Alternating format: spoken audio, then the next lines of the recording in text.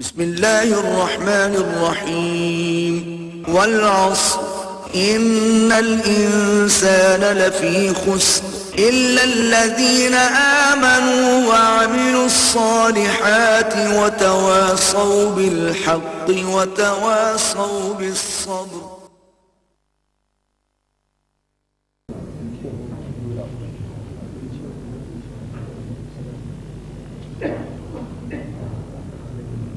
على عباده الذين اصطفى خصوصا على أفضلهم وخاتم النبيين محمد الأمين وعلى آله وصحبه أجمعين. أما بعد فقد قال الله تبارك وتعالى أعوذ بالله من الشيطان الرجيم بسم الله الرحمن الرحيم والعصر إن الإنسان لفي خسر إلا الذين آمنوا وعملوا الصالحات وتواصوا بالحق وتواصوا بالصبر. صدق الله العظيم. رب اشرح لي صدري ويسر لي أمري واحلل عقدة من لساني يفقهوا قولي. اللهم ربنا ألهمنا رشدنا وأعذنا من شرور أنفسنا. اللهم أرنا الحق حقا وارزقنا اتباعه وأرنا الباطل باطلا وارزقنا اجتنابه. اللهم وفقنا لما تحب وترضى. اللهم وفقنا أن نجاهد في سبيلك بأموالنا وأنفسنا. اللهم ارزقنا شهادة في سبيلك آمین یا رب العالمین. محترم صدر محفل اور معزز حاضرین اور محترم خواتین، آپ کے علم میں ہے کہ مجھے آج قرآن حکیم کی روح سے راہ نجات کے موضوع پر گفتگو کرنی ہے، لیکن اس سے پہلے کہ میں آج کے موضوع پر گفتگو کا آغاز کروں، میں مناسب سمجھتا ہوں کہ میرا ایک تعارف تو کل محترم نسیم الدین صاحب نے کروایا تھا، اور وہ ایک رسم ہے، ایک عام روایت ہے، اس کی حد تک میں سمجھتا ہوں کہ تقاضا کل پورا ہو چکا ہے. لیکن یہ جو چند دن آپ حضرات کی صحبت میں بسر کرنے ہیں، تو آج میں یہ چاہتا ہوں کہ میں خود آپ کو یہ بتاؤں کہ میری زندگی میں وہ کون سا حادثہ ہوا جس کے نتیجے کے طور پر میں اپنا میڈیکل پروفیشن تج کر قرآن حکیم کے درس و تدریس یا دین کی دعوت و تبلیغ میں ہمتن لگ گیا. گویا کہ میں آج خود پہلے اپنا اور اپنے کام کا ایک تعارف آپ حضرات سے کرا رہا ہوں. میرے شعور کی سب سے زیریں اور تحتانی سطح پر یہ بات آپ نے کل محسوس کر لی ہوگی کہ سب سے گہرے نقوش علامہ اقبال مرحوم کی ملی شاعری کے ہیں. بالکل بچپن ہی سے میں ان کا کلام پڑھ رہا ہوں، اور ابھی میں 5ویں جماعت کا طالب علم تھا جبکہ میں بانگ درا پڑھ رہا تھا. اس سے ایک جذبہ ملی، خاص طور پر آپ کو معلوم ہے کہ اس میں ایک امید افزا پیغام ہے ملت اسلامیہ کے لیے کہ کتاب ملت بیضا کی پھر شیرازہ بندی ہے، یہ شاخ ہاشمی کرنے کو ہے پھر برگو بر پیدا. نوا پیدا کرے بلبل کے ہو تیرے ترنم سے، کبوتر کے تنے نازک میں شاہی کا جگر پیدا. میں یہ عرض کر دوں کہ ہمارے جو قومی شاعر ہیں ان میں اس میں کوئی شک نہیں کہ اس صدی میں بر صغیر پاک و ہند میں پہلے نام آئیں گے علامہ شبلی کے اور مولانا حالی کے. مولانا حالی کی مسدس، اس میں کوئی شک نہیں ہے کہ جسے انگریزی میں ایپک میکنگ کتاب کہا جاتا ہے، یعنی زمانہ ساز کتب میں اس کا شمار ہے. لیکن آپ ایک بات نوٹ کریں گے کہ مسدس پر بحیثیت مجموعی ایک مایوسی کا رنگ غالب ہے۔ چنانچہ اس کے سرنامے کے جو 2 اشعار ہیں وہ آپ کو شاید یاد ہوں کہ پستی کا کوئی حد سے گزر نہ دیکھے، اسلام کا گر کر نہ ابھر نہ دیکھے، مانے نہ کبھی کہ مد ہے ہر جزر کے بعد، دریا کا ہمارے جو اتر نہ دیکھے۔ یہ انتہائی ایک مایوسی کی کیفیت ہے، اور واقعہ یہ ہے کہ اس صدی کے آغاز میں عالم اسلام کی جو کیفیت تھی اس کے نتیجے میں یہ مایوسی ہی پیدا ہو سکتی تھی۔ پہلی جنگ عظیم کے بعد وہ جو عظیم سلطنت عثمانیہ تھی وہ ختم ہو گئی، اس کا وجود تک باقی نہ رہا۔ دی گریٹ آٹومان امپائر نسیم منسیہ ہو گئی، چھوٹے چھوٹے ملک وجود میں آ گئے، اور وہ بھی کوئی برطانیہ کے پاس، کوئی فرانس کے پاس، کوئی اٹلی کے پاس، کوئی کسی اور کے پاس۔ پورا عالم اسلام مغربی اقوام کی براہ راست غلامی میں آ گیا۔ یہ انتہائی ہماری تاریخ کا پستی کا وقت ہے، جس زمانے میں کہ مولانا حالی نے مسدس لکھی۔ اس کے اختتام پر بھی جن حضرات کو مسدس سے کوئی دلی تعلق ہے، اور مجھے یہاں آ کر خاص محسوس ہوا کہ حافظ عرفان صاحب جو یہاں کی ایک جانی پہچانی شخصیت ہیں، انہیں مسدس میں سمجھتا ہوں کہ شاید اکثر و بیشتر یاد ہے، اور مجھے محسوس ہوا کہ واقعتاً وہ کتاب ایسی ہے کہ اس کے ساتھ ہمارا ایک ذہنی ربط و تعلق رہنا چاہیے۔ اس کے اختتام پر مناجات بحضور سرور کونین کے عنوان سے جو نظم ہے، اس کا بھی آغاز اسی سے ہوتا ہے کہ اے خاصہ خاصان رسول وقت دعا ہے، امت پہ تیری آ کے عجب وقت پڑا ہے، وہ دین جو بڑی شان سے نکلا تھا وطن سے پردیس میں، وہ آج غریب الغربا ہے۔ وہی مایوسی کی کیفیت۔ ہمارے قومی شعراء میں علامہ اقبال پہلی شخصیت ہے جن کے ہاں آپ کو دونوں رنگ ملیں گے۔ مرثیہ بھی کہا ہے انہوں نے، مسلمانوں کی جو اس وقت کی زبوں حالی تھی اس پر بھی تبصرہ کیا ہے، خون کے آنسو بھی روئے ہیں، لیکن ساتھ ہی ایک پیغام دیا ہے کہ اب دوبارہ دیکھیے ان کے اشعار، نکل کے صحرا سے جس نے روما کی سلطنت کو الٹ دیا تھا، سنا ہے یہ قدسیوں سے میں نے، وہ شیر پھر ہوشیار ہوگا۔ اب یہ جو انداز تھا، ایک خوشخبری، ایک امید افزا پیغام کہ اب پھر وہ وقت آئے گا کہ خلیل اللہ کے دریا میں ہوں گے پھر گوہر پیدا۔ اب پھر وہ دریا جو ہے توحید کا دریا، اللہ کے رسولوں کا وہ دریا، اب اس میں نئے موتی جو ہیں وہ پھر پیدا ہوں گے۔ تو یہ ایک امید افزا پیغام تھا۔ میرے ذہن پر، میرے احساسات پر، ابھی یہ لفظ حافظ صاحب نے استعمال کیا، میرے احساسات پر جو سب سے گہرا اثر ہے وہ علامہ اقبال کے ان اشعار کا ہے۔ کل بھی آپ نے نوٹ کیا ہوگا جواب شکوہ کا وہ شعر کہ وہ زمانے میں معزز تھے مسلمان ہو کر، اور تم خار ہوئے تاریک قرآن ہو کر، اور وقت فرصت ہے کہاں کام ابھی باقی ہے، نور توحید کا اتمام ابھی باقی ہے۔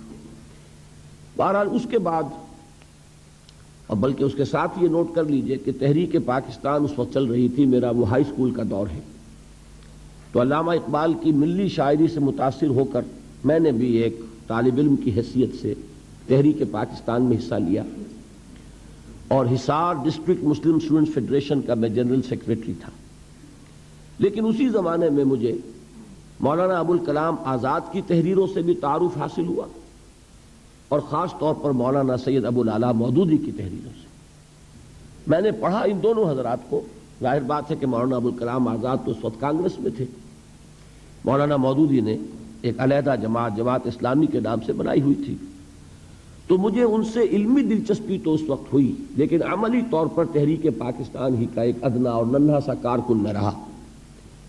البتہ پاکستان بننے کے بعد پھر اب چونکہ وہ ملک جو اللہ نے ہمیں عطا فرمایا، در حقیقت اس ملک کا قیام تو پہلی منزل تھی ہماری، اصل سفر تو ابھی باقی تھا۔ اس ملک میں اسلام کا نفاذ، اسلام کا قیام، وہ جو قائد اعظم نے کہا تھا کہ ہم ایک ایسا خطہ زمین چاہتے ہیں کہ جس میں ہم اس جدید دور میں اسلام کے اصول اخوت و مساوات و حریت کا ایک نمونہ پیش کر سکیں، پوری دنیا کو دکھا سکیں کہ اسلام کیا ہے۔ اسلامی تہذیب کیا ہے، اسلامی تمدن کیا ہے، اسلامی قانون کیا ہے، اسلامی سیاست کیا ہے، اسلامی معیشت کیا ہے، اسلامی معاشرہ کسے کہتے ہیں. یہ اصل میں غرض تھی ہماری، یہ مقصد تھا جس کے لیے پاکستان حاصل کیا گیا. حصول پاکستان تو در حقیقت اس سفر کی پہلی منزل تھی، لیکن یہ کہ محسوس ایسا ہوا کہ شاید ہم نے اس پہلی منزل ہی کو آخری منزل سمجھ لیا، اور ہم نے آزادی کے جو مادی فوائد تھے ان کو سمیٹنے پر کمر کس لی. دولت، شہرت، عزت، اقتدار، یہی ہم میں سے اکثر کا مطمع نظر بن کر رہ گیا.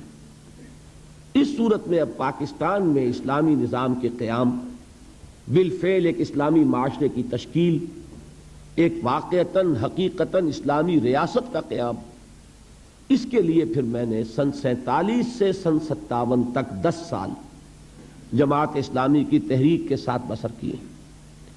پہلے 7 سال اسلامی جمعیت طلبہ میں، اور جب میں 1954 میں MBBS سے فارغ ہو گیا تو جس دن میرا نتیجہ نکلا ہے اسی دن میں نے جمعیت طلبہ سے استعفیٰ لکھا اور جماعت اسلامی کی رکنیت کی درخواست کا جو فارم تھا پر کر دیا.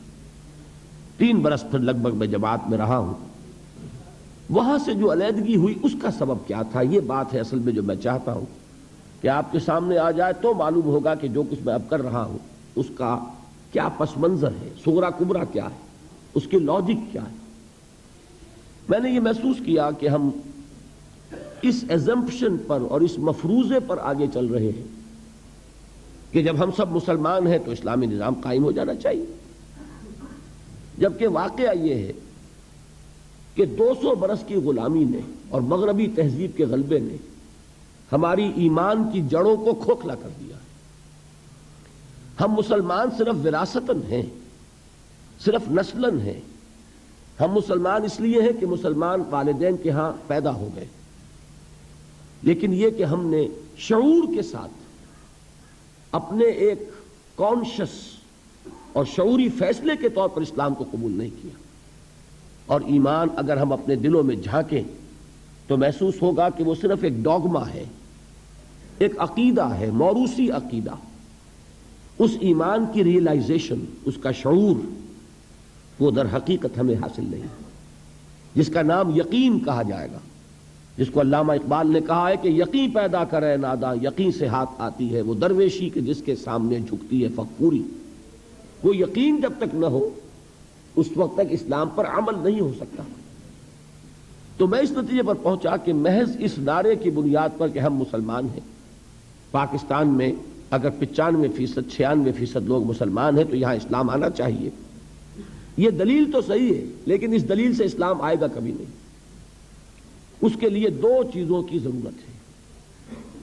پہلی چیز یہ کہ خاص طور پر جو پڑھا لکھا طبقہ، اور پڑھے لکھے سے میری مراد ہے جدید تعلیم یافتہ طبقہ، اس لیے کہ ہمارے ہاں تعلیم کے 2 نظام چل رہے ہیں. ایک قدیم ہمارا دینی نظام تعلیم ہے، ایک تو اس سے لوگ فارغ التحصیل ہوتے ہیں، وہ بھی پڑھے لکھے ہیں یقیناً، اور دوسرے نظام کے مقابلے میں زیادہ پڑھے لکھے ہیں. لیکن میں جس طبقے کا ذکر کر رہا ہوں کہ معاشرے میں جس کو کہ اصل فیصلہ کن حیثیت حاصل ہو چکی ہے، وہ تو جدید تعلیم یافتہ طبقہ ہے، اس لیے کہ پورے ملک کی باغڈور اس کے ہاتھ میں ہے. اس جدید تعلیم یافتہ طبقے کے اندر تجدید ایمان کو اثر نو مستحکم کرنے کی ایک تحریک برپا کی جائے. پہلے تو یہ چیز جو ہے وہ ضروری ہے، اس لیے کہ بہت صحیح کہا جس نے کہا کہ گلا تو گھونٹ دیا اہل مدرسہ نے تیرا، کہاں سے آئے صدا لا الہ الا اللہ. ہم نے برٹرینڈ رسل کو پڑھا ہے، ہم نے ڈاروین کو پڑھا ہے، ہم نے فرائڈ کو پڑھا ہے، ہم نے مارکس کو پڑھا ہے، تو ایمان کہاں سے آ جائے گا؟ ان نظریات نے ہمارے ذہنوں میں تصادم پیدا کیا ہوا ہے، کانفلکٹ ہے، تضادات ہیں. ہم کچھ مانتے کچھ اور ہیں، کرتے کچھ اور ہیں. اس کی وجہ یہی ہے کہ وہ ایمان کی حقیقت ہمیں حاصل نہیں. اس کے لیے خصوصاً جدید تعلیم یافتہ طبقے میں تجدید ایمان کی ایک تحریک.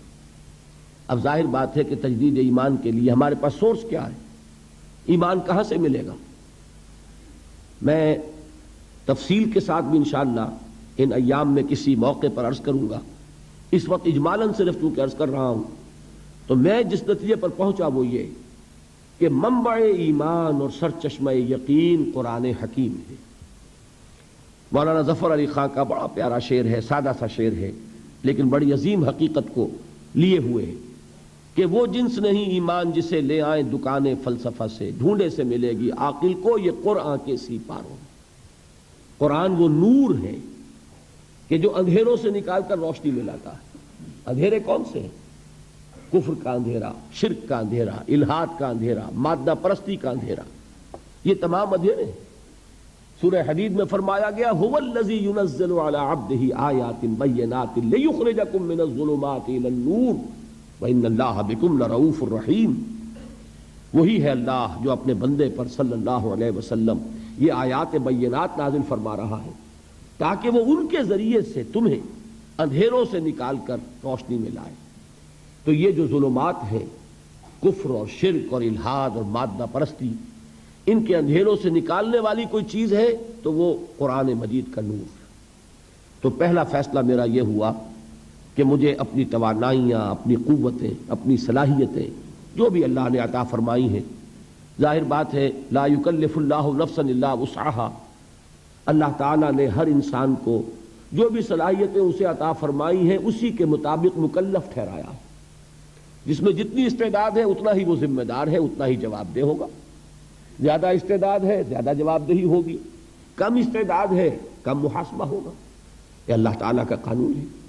تو بہرحال جو بھی کچھ تھوڑی بہت حقیر سی جو بھی صلاحیت ہے، استعداد ہے، اس کا اولین مصرف ہوگا وہ جو میں نے کل حدیث نبوی کے حوالے سے آپ کے سامنے رکھا تھا کہ حضرت عثمان ابن عفان رضی اللہ تعالی عنہ ذو النورین وہ فرماتے ہیں کہ حضور نے ارشاد فرمایا صلی اللہ علیہ وسلم خیرکم من تعلم القرآن وعلمہ، تم میں سے بہترین لوگ وہ ہیں جو قرآن سیکھیں اور سکھائیں، قرآن کا علم حاصل کریں اور اسے دوسروں تک پہنچائیں۔ تو پہلی بات میں نے یہ طے کی، کون شخص چاہے گا کہ وہ اچھے سے اچھے کیریئر کو اڈاپٹ نہ کرے؟ ہر شخص یہی چاہتا ہے بہتر سے بہتر کیریئر اسے ملے۔ لہذا جب سب سے بہتر کیریئر یہ ہے خیرکم من تعلم القرآن وعلمہ، اور یہ کس کا فرمان ہے؟ الصادق المصدوق، جو سچے ہیں، جن کی سچائی کی گواہی اللہ نے دی۔ تو انہوں نے فرمایا کہ بہترین کیریئر یہ ہے۔ تو میں نے طے کیا کہ جہاں تک طبابت کا معاملہ ہے، میڈیکل پروفیشن ہے، مجھ سے کہیں زیادہ ماہر اطباء اور معالج موجود ہیں۔ یہ کام ایسا نہیں ہے کہ اس کی کوئی کمی واقع ہو جائے گی اگر میں نے اپنی توانائیوں میں اب میں نے اللہ کی اس کتاب کے لیے وقت نکالنا شروع کر دیا۔ تو بہتر سے بہتر معالجین موجود ہیں، مجھ سے بہت بہتر، بہت اعلیٰ کوالیفائڈ لوگ۔ لیکن واقعہ یہ ہے کہ اس دور میں ایک خلیج جو پیدا ہو چکی ہے ہمارے معاشرے میں کہ ایک طرف رجال دین ہیں جو دینی درسگاہوں سے پڑھ کر نکلتے ہیں، ایک طرف جدید یونیورسٹیوں سے اور کالجز سے پڑھ کر لوگ نکلتے ہیں، ان دونوں کے مابین کمیونیکیشن نہیں ہے۔ علماء علم کے پہاڑ ہیں لیکن جدید تعلیم یافتہ لوگوں سے ان کے ذہنی سطح پر گفتگو نہیں کر سکتے۔ وہ اپنی اصطلاحات میں کلام کرتے ہیں اور وہ اصطلاحات جو ہیں جدید تعلیم یافتہ لوگوں کے چونکہ علم میں نہیں ہے لہذا ان تک وہ بات پہنچتی نہیں۔ میں ایک مثال دیا کرتا ہوں کہ جیسے تربیلا ڈیم ہے، منگلا ڈیم ہے، کتنا پانی ہے لیکن وہ پانی بیکار ہے جب تک کہ وہ ڈسٹریبیوشن چینل جو ہیں پانی کی تقسیم کے لیے نہروں کا جو نظام ہے، جب تک کہ وہ نہروں سے ہو کر راجباہوں سے ہو کر زمین پر پانی نہیں پہنچے گا، تربیلا ڈیم میں کھڑا ہوا وہ پانی کو فائدہ نہیں پہنچائے گا۔ تو اس وقت صورت یہ ہو چکی ہے کہ علماء کرام علم کے ڈیم ہیں، بہت بڑے بڑے ڈیم، ان کے پاس وہ تمام علوم موجود ہیں، کتاب اللہ، سنت رسول اور پھر ہماری فقہ، اس کا سارا علم موجود ہے، لیکن وہ جو ڈسٹریبیوشن چینلز کا کام ہے وہ نہیں ہو پا رہا، ایک گیپ آف کمیونیکیشن ہے۔ تو اگر اللہ تعالیٰ نے مجھے کوئی صلاحیت ایسی عطا فرمائی ہے، چونکہ میں ان میں سے ہوں، جدید تعلیم یافتہ ماحول سے نکلا ہوں، میں ان کی اصطلاحات سے واقف ہوں، میں ان کے ذہنی اشکالات سے واقف ہوں، میں جانتا ہوں ان کا ذہن کہاں رکتا ہے، کس بات کا جواب چاہتا ہے، کس مسئلے کا حل چاہتا ہے۔ اس مسئلے کا جواب اگر ایک فتوے کی شکل میں دیا جائے وہ قابل قبول نہیں ہوگا جب تک کہ وہ سمجھایا نہ جائے، ان کی بولی میں، ان کی زبان میں، ان کی ٹرمینالوجی میں، ان کی اصطلاحات میں جب تک بات نہیں کی جائے گی، ابلاغ کا حق ادا نہیں ہوگا۔ اور یہ اللہ نے اگر مجھے صلاحیت عطا فرمائی ہے کہ یہ کام میں کر سکتا ہوں تو ہر چیز کو تج کر مجھے اسی کام میں لگ جانا۔ دوسری بات جو مجھے ضروری محسوس ہوئی وہ یہ کہ ہمارے ہاں جو لوگ دیندار ہیں ان لوگوں میں بھی ایک بہت بڑی کمی ہے، وہ یہ کہ فرائض دینی کا ایک جامع تصور ان کے سامنے نہیں ہے۔ وہ یہ جانتے ہیں کہ نماز فرض ہے، 5 وقتہ نماز ادا کرتے ہیں، وہ جانتے ہیں کہ رمضان کے روزے فرض ہیں، وہ جون کے روزے ہوں، جولائی کے روزے ہوں، وہ رکھیں گے، وہ جانتے ہیں کہ زکوٰۃ فرض ہے، وہ ادا کریں گے، لیکن اس سے آگے تصور کہ دین یہ چاہتا ہے کہ اسے غالب کیا جائے، اسے قائم کیا جائے، اسے نافذ کیا جائے، اسے ایک نظام زندگی کی حیثیت سے بالفعل برپا کیا جائے۔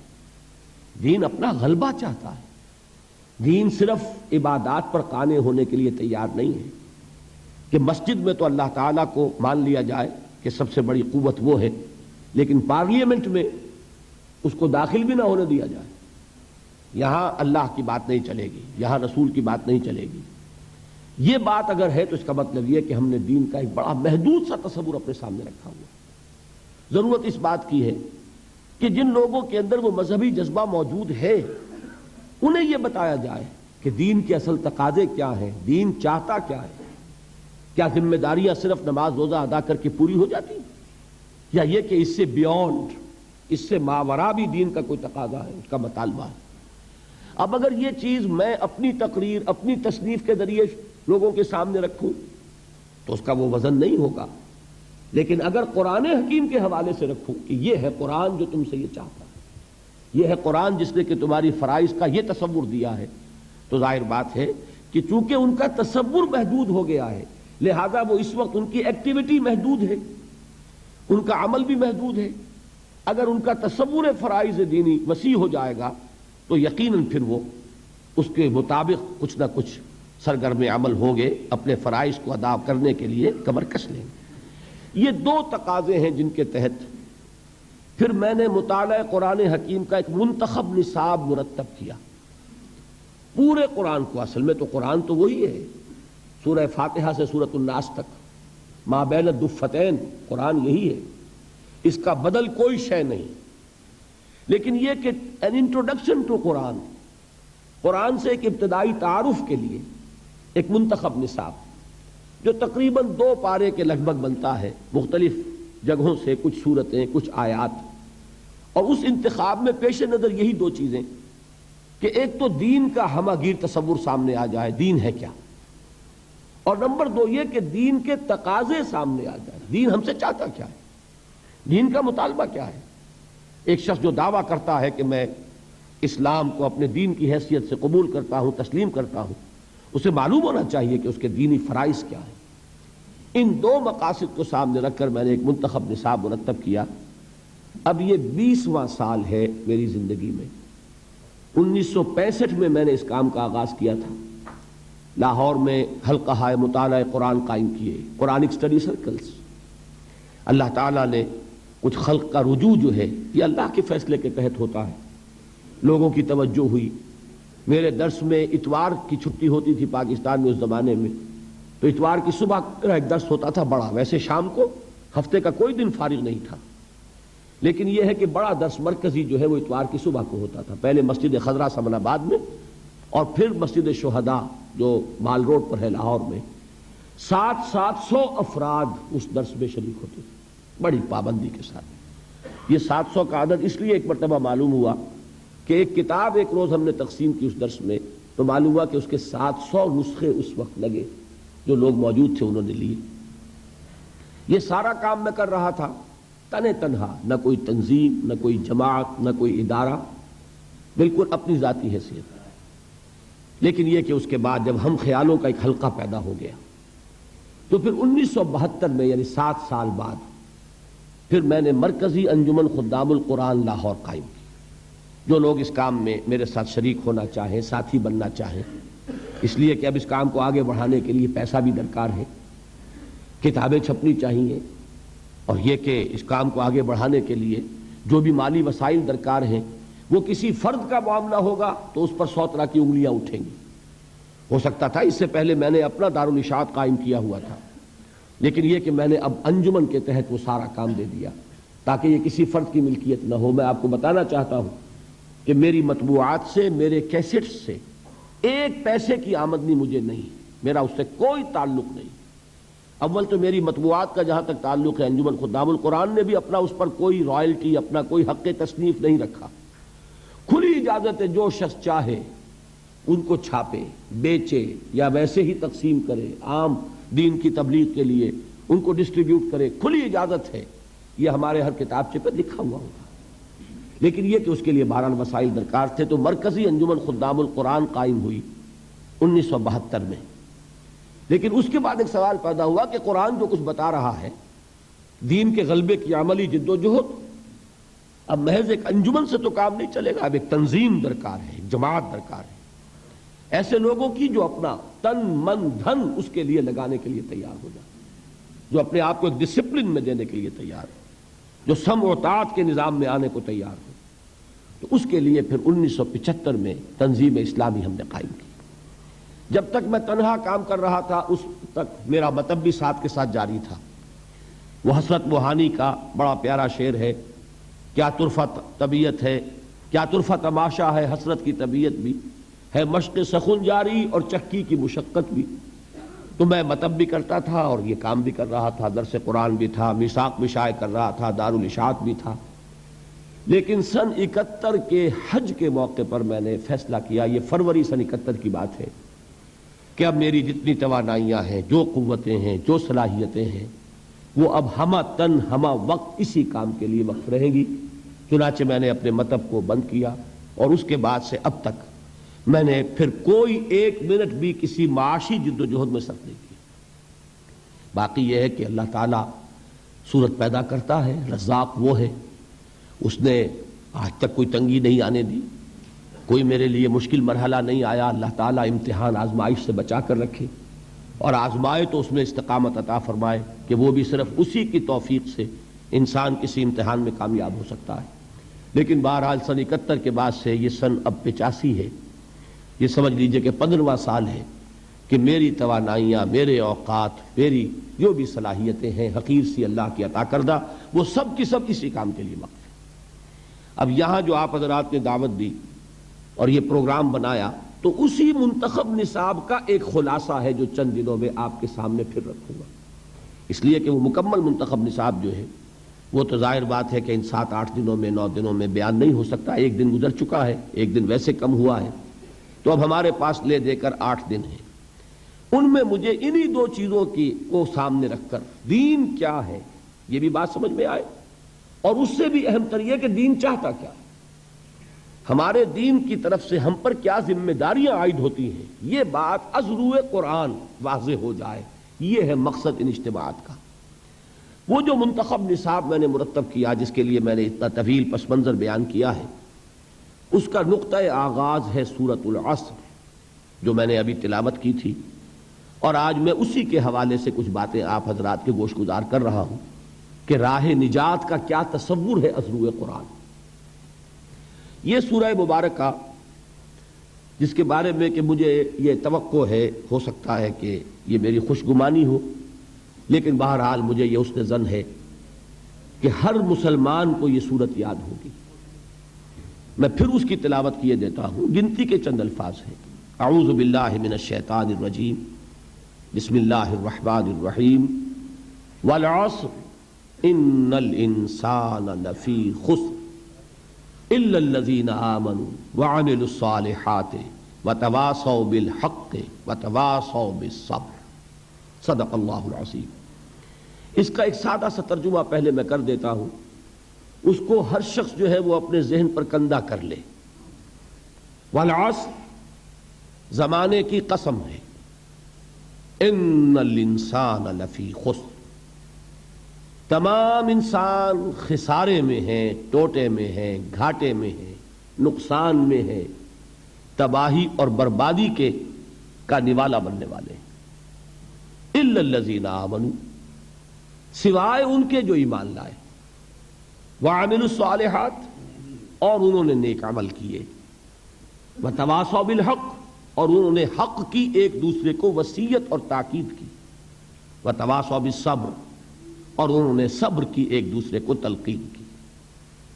اب اس صورت کو اپنے ذہن میں رکھیے، مجھے کچھ تھوڑی سی ہچکچاہٹ یا رکاوٹ طبیعت میں محسوس ہو رہی ہے کہ اس سورہ مبارکہ کا میں نے بارہا درس دیا، ان کے متعدد کیسٹس موجود ہیں، خیال ہوتا ہے کہ ہو سکتا ہے آپ میں سے بہت سے حضرات نے وہ دروس سنے ہوں، ان کے لیے گویا کہ ایک تکرار ہو جائے گی۔ اس پر میری ایک تقریر بھی مطبوعہ ہے، ایک تحریر بھی چھپی ہوئی، تو بہت سے حضرات کے سامنے وہ چیزیں بھی شاید ہوں، لیکن میں یہ سمجھتا ہوں کہ قرآن مجید کا معاملہ چونکہ یہ ہے کہ اس کے لیے تکرار اور اعادہ، جیسا کہ میں نے کل حضور کے الفاظ میں آپ کو سنایا تھا کہ یہ وہ چیز نہیں ہے لا یخلق عن کثرت الرد، یہ بار بار کے تکرار اور اعادے سے اس پر کوئی باسی پن طاری نہیں ہوتا۔ یہ وہ کتاب نہیں ہے کہ جس کو چند مرتبہ پڑھنے کے بعد انسان محسوس کرے اب کیا پڑھنا ہے، پڑھ لیا، سمجھ لیا۔ یہ کتاب تو وہ ہے کہ ہر بار پڑھو گے اس میں ایک نئی ایک ندرت کا احساس ہوگا، اس کی رعنائی، اس کا حسن جو ہے ہر بار ایک نئی شان کے ساتھ تمہارے سامنے آئے۔ تو یہ حضور صلی اللہ علیہ وسلم کا فرمان ہے، تو یہی فرمان اس وقت مجھے ایک سہارا دے رہا ہے نفسیاتی اعتبار سے کہ چاہے میں نے سورہ مبارکہ کو بارہا بیان کیا ہو، لیکن آج پھر کوشش کر رہا ہوں اللہ تعالیٰ سے توفیق طلب کرتے ہوئے کہ وہ مجھے صحیح اور دل نشین پیرائے میں اس سورہ مبارکہ کے مفاہیم اور اس کے معنی اور مراد کو آپ کے سامنے پیش کرنے کی توفیق عطا فرمائے، اور اللہ تعالیٰ آپ کے ذہن کے دروازے بھی اس کے لیے کھول دے اور دلوں کے دروازے بھی کھول دے۔ دیکھیے 4 چیزیں اس سورہ مبارکہ کے بارے میں ابتدائی ہیں، وہ گن کر یاد کر لیں۔ نمبر 1، یہ قرآن حکیم کی مختصر ترین صورتوں میں سے ایک ہے، اس کی کل 3 آیات ہیں، اور 3 آیات سے کم پر کوئی سورت قرآن مجید میں مشتمل نہیں۔ اسی کے ساتھ ذہن میں یہ بات لے آئیے کہ جن رکعتوں میں نماز کی ہم سورہ فاتحہ کے ساتھ کچھ قرآن مجید اور پڑھتے ہیں، اس کا بھی نصاب 3 آیات کا ہے۔ بڑی آیت ہو، آیت الکرسی ہو، تو وہ 1 آیت بھی کفایت کر جائے گی، لیکن یہ کہ عام طور پر 3 آیات کی تلاوت جو ہے ہر رکعت کے اندر، جن رکعتوں میں کہ سورہ فاتحہ کے بعد قرآن مجید کا کچھ حصہ ملایا جاتا ہے، یہ نبی اکرم صلی اللہ علیہ وسلم کی ہدایت ہے۔ اور 3 آیات سے کم پر قرآن مجید کی کوئی صورت مشتمل نہیں، اور عجیب حسن اتفاق ہے، شاید کبھی آپ کا ذہن ادھر منتقل نہ ہوا ہو کہ 3 ہی صورتیں ہیں قرآن مجید کی جو 3 آیات پر مشتمل ہیں۔ سورۃ العصر، سورۃ الکوثر، انا اعطیناک الکوثر فصل لربک وانحر ان شانئک ھو الابتر، اور سورۃ النصر، یہ 3 صورتیں ہیں 3 آیات پر مشتمل۔ تو ظاہر ہو گیا کہ قرآن مجید کی مختصر ترین 3 صورتوں میں سے ایک صورت سورۃ العصر۔ نمبر 2، یہ قرآن حکیم کی اولین صورتوں میں سے ہے۔ آپ کو معلوم ہے کہ قرآن مجید کی تنزیل مکمل ہوئی ہے 22 برس میں۔ 23 برس جس کو کہہ دیا جاتا ہے وہ اصل میں 23 برس قمری ہے، اور ہمارا ذہن چونکہ آج کل جو ہے وہ تو شمسی تقویم کا عادی ہے، ہم انگریزی مہینوں کو زیادہ جانتے ہیں بنسبت اسلامی مہینوں کے، اس کے حساب سے اگر آپ لگائیں گے تو 22 برس ہے۔ 610 عیسوی میں حضور پر پہلی وحی نازل ہوئی، اور 632 عیسوی میں حضور صلی اللہ علیہ وسلم کا وصال ہوا۔ تو یہ 22 برس میں قرآن نازل ہوا، تھوڑا تھوڑا تھوڑا تھوڑا۔ اور قرآن مجید کے نزول میں ایک ترتیب یہ بھی رہی ہے، شروع میں بہت تھوڑا تھوڑا حصہ نازل ہوا، اور اکثر صورتیں جو ہیں آخری پارے کی، جو سب سے چھوٹی صورتیں ہیں قرآن مجید کی، وہی ہے کہ جو سب سے پہلے نازل ہوئی۔ تو یہ چھوٹی چھوٹی صورتیں جو ہیں یہ وہ ہیں کہ جنہوں نے آ کر ایک ہلچل مچا دی تھی۔ کوئی حالی کے اشعار ہے کہ وہ بجلی کا کڑکا تھا یا صوت ہادی، عرب کی زمین جس نے ساری ہلا دی۔ وہ آیات یہی تھیں، یہی چھوٹی چھوٹی صورتیں کہ جو آخری پارے میں ہیں، انہوں نے ایک ہلچل پیدا کر دی۔ جس سے کہ وہاں بات آئی عما یتساءلون عن النبأ العظیم الذی هم فیہ مختلفون، یہ کس چیز کے بارے میں چہمے گوئیاں ہو رہی ہیں؟ اس بڑی خبر کے بارے میں جس کے بارے میں کہ ان کے مابین اختلاف ہو گیا۔ تو قرآن مجید میں پہلے جو صورتیں نازل ہوئی وہ چھوٹی ہیں حجم کے اعتبار سے، لیکن معانی اور مفاہیم کے اعتبار سے ہرگز مبالغہ نہیں ہے یہ کہنے میں کہ معانی کے دریا ہیں، بلکہ سمندر ہیں جن کو کوزے میں بند کر دیا گیا۔ اور اس کے بعد انہی مضامین کی تفصیل ہوئی۔ پھر جب طویل صورتیں نازل ہوئیں، خاص طور پر طویل مدنیات، انہی صورتوں کی شرح ہے وہ۔ چنانچہ سورہ ہود میں اللہ تعالیٰ نے خود قرآن مجید کا تعارف کرایا ہے، الف لام را کتاب احکمت آیاتہ ثم فصلت من لدن حکیم خبیر۔ یہ وہ کتاب ہے قرآن جس کی آیات پہلے محکم کی گئیں، مضبوط کی گئیں۔ یہ چھوٹے چھوٹے جملوں کے اندر معانی کے سمندر جو ہیں وہ بند کیے گئے، پھر ایک حکیم اور خبیر ہستی کی طرف سے ان کی تفصیل بیان ہوئی۔ تو یہ قرآن مجید کا ایک خاص اسلوب ہے۔ تو یہ نوٹ کیجئے کہ سورۃ العصر بھی قرآن حکیم کی اولین صورتوں میں سے ایک ہے۔ تیسری بات یہ نوٹ کیجئے، ہر زبان کی ادب کے ادب میں آپ کے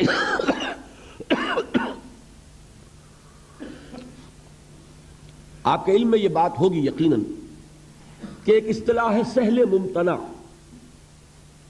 نہایت آسان زبان لیکن مضامین بہت بلند۔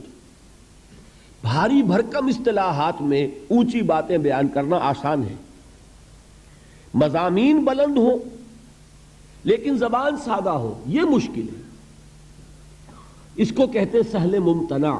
بظاہر تو بہت سہل نظر آئے لیکن آپ ویسا کلام خود کہنا چاہیں تو دانتوں پسینہ آ جائے۔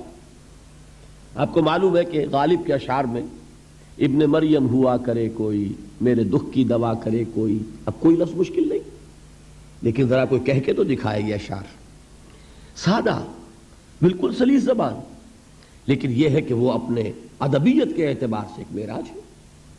تو قرآن حکیم ویسے تو پورا کا پورا ابتدا سے انتہا تک عربی زبان کی ادبیت کی معراج ہے۔ کل میں بیان کر چکا ہوں کہ اس کے اعجاز کا سب سے نمایاں پہلو اور سب سے اولین پہلو یہی تھا جس پر کہ اس نے چیلنج کیا ہے تحدی کے ساتھ کہ اگر تم مقابلہ کر سکتے ہو تو کرو، فاتو بسورۃ من مثلہ، لے آؤ ایک ہی صورت اس جیسی جس کا مقابلہ کوئی نہیں کر سکا۔ کوئی جھوٹ موٹ کو بھی میدان میں کھڑا نہیں ہو سکا کہ میں اس چیلنج کو قبول کرتا ہوں۔ تو قرآن مجید از ابتدا تا انتہا عربی ادب اس کا کلاسک ہے، یہ اس کا چوٹی کا، اس کی ایک معراج کا مقام رکھنے والا۔ لیکن اس میں بعض مواقع ایسے ہوتے ہیں، جیسے میں نے سورۃ الرحمن کے بارے میں حضور کی حدیث کل سنائی، سورۃ الرحمن عروس القرآن، یہ قرآن کی دلہن ہے، اس میں صوتی آہنگ ہے، اس کا اپنا ایک میوزک ہے، اس کے اپنے اندر ایک غنا ہے، اس کے الفاظ کا ظاہری حسن ہے۔ اب یہ خصوصیت ہے سورہ رحمان کی۔ اسی طرح سہل ممتنع کے اعتبار سے قرآن مجید کی اہم ترین سورت سورۃ العصر ہے۔ اس میں کوئی لفظ مشکل نہیں، والعصر۔ دیکھیے عام اردو دان جو لوگ ہیں وہ بھی یہ الفاظ استعمال کرتے ہیں، ہم عصر الفاظ، ہم عصر اشخاص، کانٹمپریریز جو ایک زمانے میں رہتے ہو، ہم عصر، عصر حاضر، عصر رواں، سب بولتے ہیں یہ الفاظ۔ عصر جدید، ان الانسان لفی خسر، انسان کا لفظ کون نہیں جانتا، خسر خسارہ یہ اردو کے اندر مستعمل ہے۔ ان الا الذین آمنوا، ایمان، عمل صالح، تواسی ذرا ایک تھوڑی سی بدلی ہوئی شکل ہے، لیکن اردو میں وہ لفظ بھی مستعمل ہے، وصیت، وصیت سے تواسی بنا، باب تفاعل ہے، بالحق وتواصوا بالصبر۔ کوئی لفظ بھی ثقیل نہیں، کوئی بھاری بھرکم اصطلاح نہیں، لیکن جیسا کہ میں آپ حضرات کے سامنے کوشش کروں گا کہ اس کے مفاہیم کو کسی درجے میں بیان کروں، اندازہ ہوگا کہ یہ جہاں تک علم اور حکمت کی معراج کا تعلق ہے، فلسفہ اور فلسفے کے چوٹی کے مسائل وہ اس صورت میں موجود ہیں، لیکن یہ کہ کوئی لفظ بھاری نہیں، کوئی ثقیل نہیں۔ چوتھی چیز جو اہم ترین ہے اس سورہ مبارکہ کے بارے میں، وہ یہ ہے کہ میرے نزدیک، یہ میں ایک بڑی بات کہہ رہا ہوں، کہنے کی جرات کر رہا ہوں، میرے نزدیک یہ قرآن مجید کی جامع ترین صورت ہے۔ میں نے اپنا ایکسپریشن بدل دیا، پہلے میں نے کہا تھا کہ یہ اولین صورتوں میں سے ایک ہے، مختصر ترین صورتوں میں سے ایک ہے۔ اب جو بات میں کہہ رہا ہوں یہ کہ جامع ترین صورت ہے قرآن حکیم۔ اس کی وجہ یہ ہے کہ قرآن ہے ہدی للناس، رہنمائی بن کر آیا ہے، ہدایت ہے۔ اس ہدایت کے راستے کو، صراط مستقیم کو، جس قدر جامعیت کے ساتھ اس صورت نے بیان کیا ہے، قرآن مجید میں آپ دیکھیں گے ایمان کی بحث ہے، مکی صورتوں میں طویل مباحث ایمان کے، پھر اعمال صالحہ کی بحث، عبادات کی بحث، اخلاقیات کی بحث، معاملات کی بحث، یہ سب کیا ہے؟ عمل صالح کی تشریح۔ پھر تواصی بالحق، جہاد، امر بالمعروف نہی عن المنکر، یہ سب کیا ہے؟ یہ تواصی بالحق کی شرح ہے۔ قرآن مجید کے تمام مضامین کو جامع ترین صورت میں پیش کرنے والی صورت وہ سورۃ العصر ہے۔ اس کا احساس صحابہ کرام کو تھا، چنانچہ ہمیں ایک روایت ملتی ہے، کان الرجلان من اصحاب النبی صلی اللہ علیہ وسلم اذا التقیا لم يتفرقا حتى يقرأ احدهما على الاخر سورۃ العصر ثم يسلم احدهما على الاخر۔ حضور صلی اللہ علیہ وسلم کے صحابہ میں سے جب دو حضرات کی آپس میں ملاقات ہوتی تھی تو وہ اس وقت تک ایک دوسرے سے جدا نہیں ہوتے تھے جب تک کہ ایک دوسرے کو سورۃ العصر سنا نہیں لیتے تھے، پھر وہ ایک دوسرے کو سلام کرتے تھے اور علیحدہ ہوتے تھے۔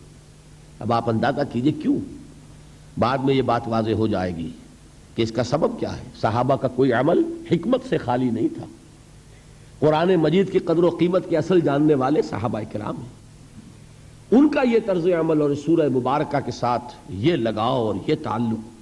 ویسے آپ کو معلوم ہے قرآن مجید کی سورتوں کی سردار کون سی سورت ہے؟ سورۃ الاخلاص، اس لیے کہ اس کو حضور نے سنو سے قرآن کے مساوی قرار دیا، ایک تہائی قرآن کے برابر۔ 4 آیتیں ہیں لیکن ایک تہائی قرآن کے مساوی۔ اس کی وجہ کیا ہے؟ کہ اسلام کی جڑ بنیاد ہے توحید، لیکن یہ کہ اس توحید کا جامع ترین بیان سورۃ الاخلاص میں، تو گویا کہ یہ جڑ ہے، اس پہلو سے اہم ترین صورت ہے۔ لیکن ظاہر بات ہے کہ توحید حصہ ہے ایمان کا، گویا کہ صرف ایمان کے ایک پہلو کو یہ صورت بیان کر رہی ہے، اعمال کی کوئی بحث نہیں، تواصی بالحق کی کوئی بحث نہیں، تواصی بالصبر کی کوئی بحث نہیں۔ اس اعتبار سے اسے جامع ترین صورت نہیں کہیں گے، اہم ترین تو ہے، اس لیے کہ توحید ہی جڑ ہے، بنیاد ہے۔ اسی طریقے سے آیت الکرسی، حضور نے فرمایا یہ تمام آیات قرآنیہ کی سردار ہے، اس کی وجہ بھی وہی توحید، اس لیے کہ ہمارا دین حقیقت میں دین توحید ہے۔ لیکن جامعیت ایک اور شے ہے، قرآن کے مضامین کا احاطہ کر لینا۔ یہ واقعہ یہ ہے کہ وہ جیسی کہ جس صورت میں کہ یہ بات سورۃ العصر میں سامنے آتی ہے اور کسی صورت میں نظر نہیں آئے گی۔ ہاں، دین کے فلسفے کے لیے نہایت جڑ اور بنیاد کی چیز سورۃ الفاتحہ ہے، جو مقدمہ ہے قرآن کا، جو گویا کہ دیباچہ ہے قرآن کا، جسے ام القرآن کہا گیا۔ وہ سورہ مبارکہ 7 آیات، وَلَقَدْ آتَيْنَاكَ سَبْعًا مِنَ الْمَثَانِي وَالْقُرْآنَ الْعَظِيمِ۔ لیکن یہ کہ جامعیت کے اعتبار سے عرض کر رہا ہوں کہ جامع ترین صورت سورۃ العصر ہے۔ میں نے ایک تو صحابہ کرام کا عمل آپ کے سامنے رکھا، دوسرے امام شافعی رحمۃ اللہ علیہ کے 2 اقوال ملتے ہیں، وہ بھی آپ کو سنانا چاہتا ہوں۔ ایک قول تو ان کا بہت مشہور ہے، لو تدبر الناس هذه السورۃ لوسعتهم، اگر لوگ صرف اس ایک صورت پر تدبر کریں، غور کریں، اس کی گہرائیوں میں اترے تو یہ صورت ان کی ہدایت کے لیے کافی ہو جائے گی۔ ایک اور قول ہے امام شافعی رحمۃ اللہ علیہ کا، جو نقل کیا ہے مفتی محمد عبدہ نے اپنی تفسیر میں، کہ لو لم ينزل من القرآن سواها لکفت الناس، اگر قرآن مجید میں سے سوائے سورۃ العصر کے کوئی اور سورت نازل نہ ہوتی، کوئی اور حصہ نازل نہ ہوتا، تو یہ بھی لوگوں کی ہدایت کے لیے کافی تھی۔ اس سے اندازہ آپ کو ہو سکتا ہے کہ امام شافعی رحمۃ اللہ علیہ کے نزدیک اس سورہ مبارکہ کی کیا عظمت ہے۔ تو 4 چیزیں میں نے عرض کی ہیں، میں اس طور سے اب بیان کر رہا ہوں۔ ایک ہوتا ہے خطابت کا انداز، ایک ہے درس کا انداز۔ درس کہتے ہیں کسی چیز کو گھسنا، پھر مٹانا، پھر گھسنا۔ جیسے بچہ لکھتا ہے سلیٹ پر، پھر مٹاتا ہے، پھر لکھتا ہے، یہ درس ہے۔ درس میں کوشش ہوتی ہے کہ ایک چیز ذہن میں اتر جائے، وہ نقش ہو جائے، یادداشت میں محفوظ ہو جائے۔ لہذا یہ 4 باتیں پھر نوٹ کیجئے۔ یہ قرآن مجید کی اولین صورتوں میں سے ہے، قرآن مجید کے مختصر ترین صورتوں میں سے ہے، سہل ممتنع کی سب سے اعلیٰ مثال ہے قرآن میں، اور نمبر 4 یہ جامع ترین صورتوں میں سے ہے۔ اب آئیے اس سے پہلے کہ آگے بڑھیں، قرآن مجید کے فہم کے 2 درجے ہیں، ان کو پہلے سمجھ لیجئے۔ یہ ہمارے پورے درس میں انشاءاللہ یہ چیز بطور تمہید آپ کو کام دے گی۔ قرآن مجید کے فہم کا ایک درجہ ہے جسے قرآن کہتا ہے تذکر بالقرآن۔ تذکر کے معنی نصیحت اخذ کر لینا، سبق حاصل کر لینا۔ جیسے آپ بچپن میں جب انگریزی ہم پڑھتے تھے، آپ کو بھی یاد ہوگا، ایک کوئی سٹوری آپ نے لکھی اور پھر لکھا مورل لیسن، اس کہانی کا سبق کیا ہے، اس سے حاصل کیا ہوا، کیا سبق ہمیں اس سے ملا۔ تو یہ در حقیقت لب لباب ہے کہ اس کہانی کا یہ سبق ہے، اس کا یہ مورل لیسن ہے جو ہمیں حاصل ہوا۔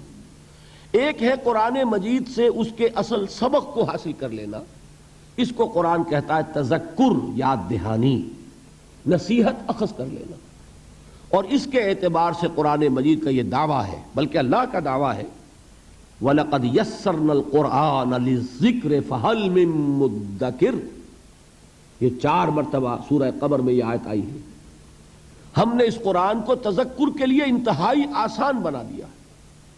یہ اتنی سادہ کتاب ہے، کتاب مبین، ایک شخص اس کو پڑھتا چلا جائے، وہ فلسفی نہ ہو، منطقی نہ ہو، اس میں کوئی اعلیٰ علوم حاصل نہ کیے ہوں، لیکن اگر اس کا تھوڑا سا عربی زبان کے ساتھ اس کی ایک یعنی واقفیت کا معاملہ ہو تو وہ اس سے جو اس کا اصل لب لباب ہے وہ حاصل کرتا چلا جائے۔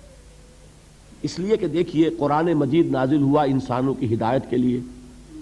انسانوں میں بدو بھی تھے، انسانوں میں کاشتکار بھی ہیں، انسانوں میں مزدور بھی ہیں، انسانوں میں فلسفی بھی ہیں، حکماء بھی ہیں، اہل منطق بھی ہیں۔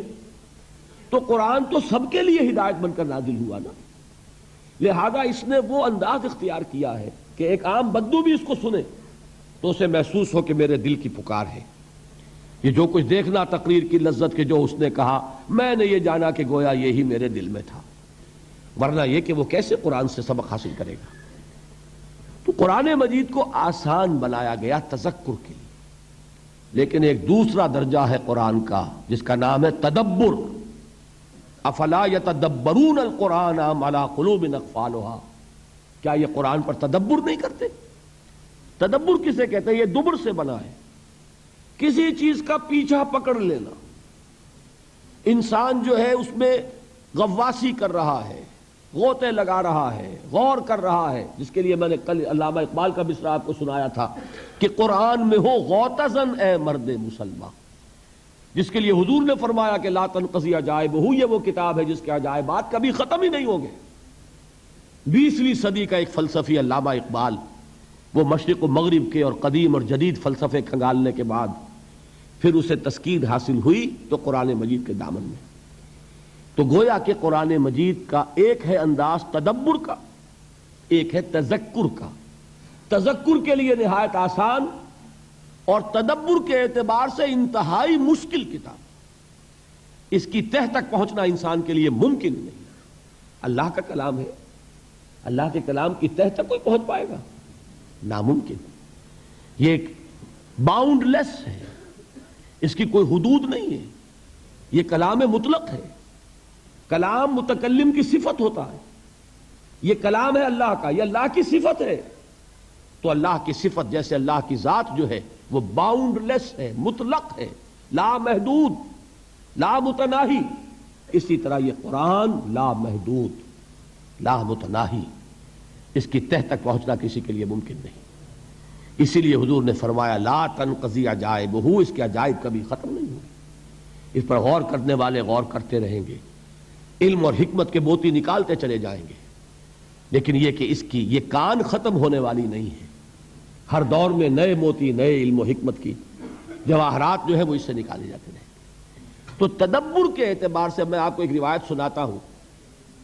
حضرت عبداللہ ابن عمر رضی اللہ تعالی عنہما صحابی ہیں، حضرت عمر کے صاحبزادے ہیں، خود صحابی ہیں۔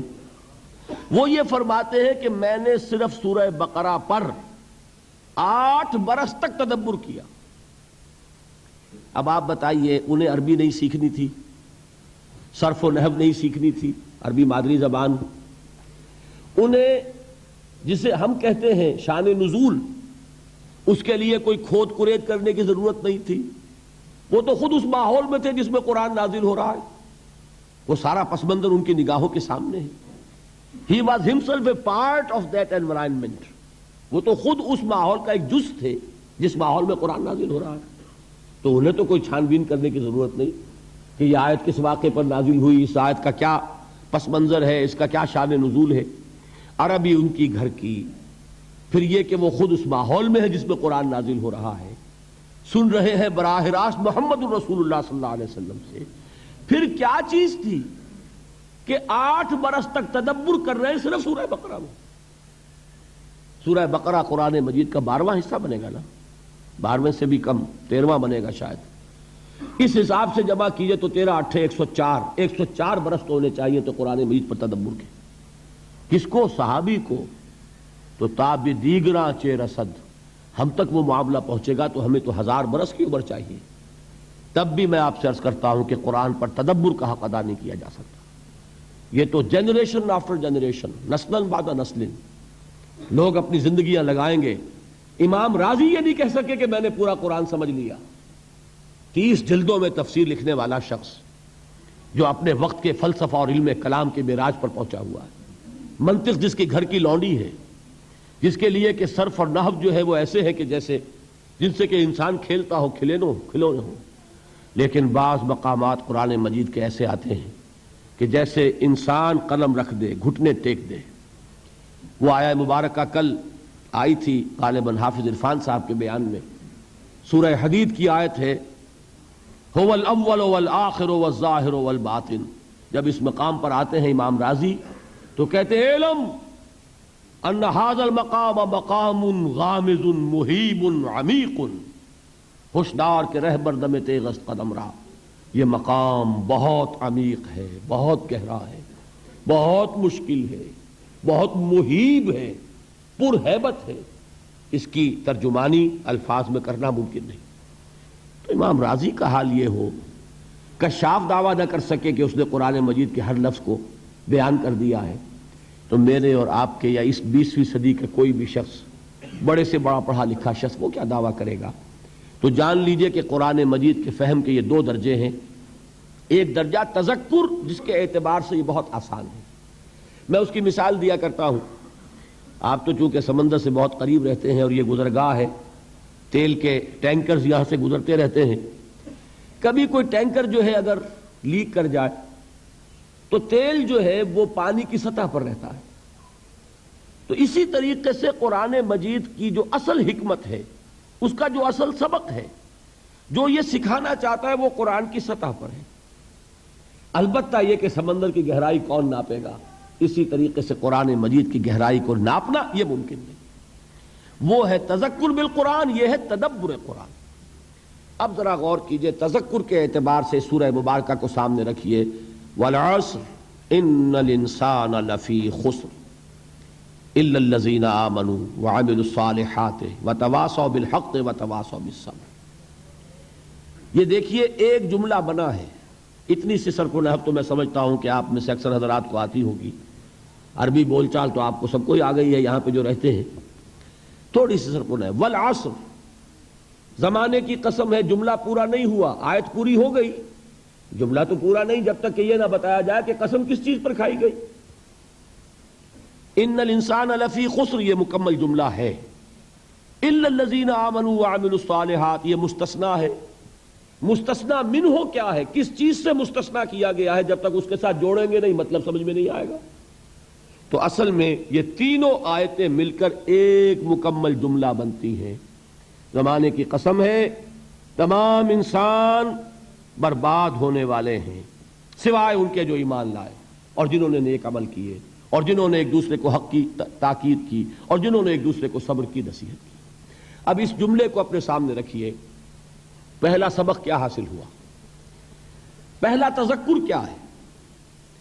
انسان کی کامیابی اور ناکامی کا ایک معیار ہے جو ہمارے سامنے آ رہا ہے، اور یہ ہر شخص جانتا ہے کہ ہم جو بھاگ دوڑ دنیا میں کر رہے ہیں، صبح سے شام تک کی مشقت، آپ لوگ اکثر اپنے گھر والوں کو چھوڑ کر آئے ہوئے ہیں یہاں، کتنی محنت ہے، کتنی مشقت ہے، کتنی مشکلات اٹھا رہے ہیں، لیکن یہ سب کچھ کیوں کر رہے ہیں؟ کامیابی کے حصول کے لیے۔ البتہ کامیابی کے معیارات ہیں، ہمارے ذہنوں میں جو معیارات بیٹھے ہوئے ہیں وہ کیا ہے؟ کامیابی پیسے سے ہے، کامیابی جائیداد سے ہے، کامیابی کاروبار سے ہے، کامیابی شہرت سے ہے، کامیابی اقتدار سے ہے۔ یہ معیارات ہیں۔ جو جتنا دولت مند اتنا کامیاب، جو جتنا مشہور اتنا کامیاب، جو جتنا پاپولر اتنا کامیاب، جو حکومت پر پہنچ گیا کامیاب، جس نے بڑا کاروبار جما لیا کامیاب، جس نے بہت جائیداد بنا لی کامیاب۔ یہی ہے اصل میں ساری بس کی گانٹھ۔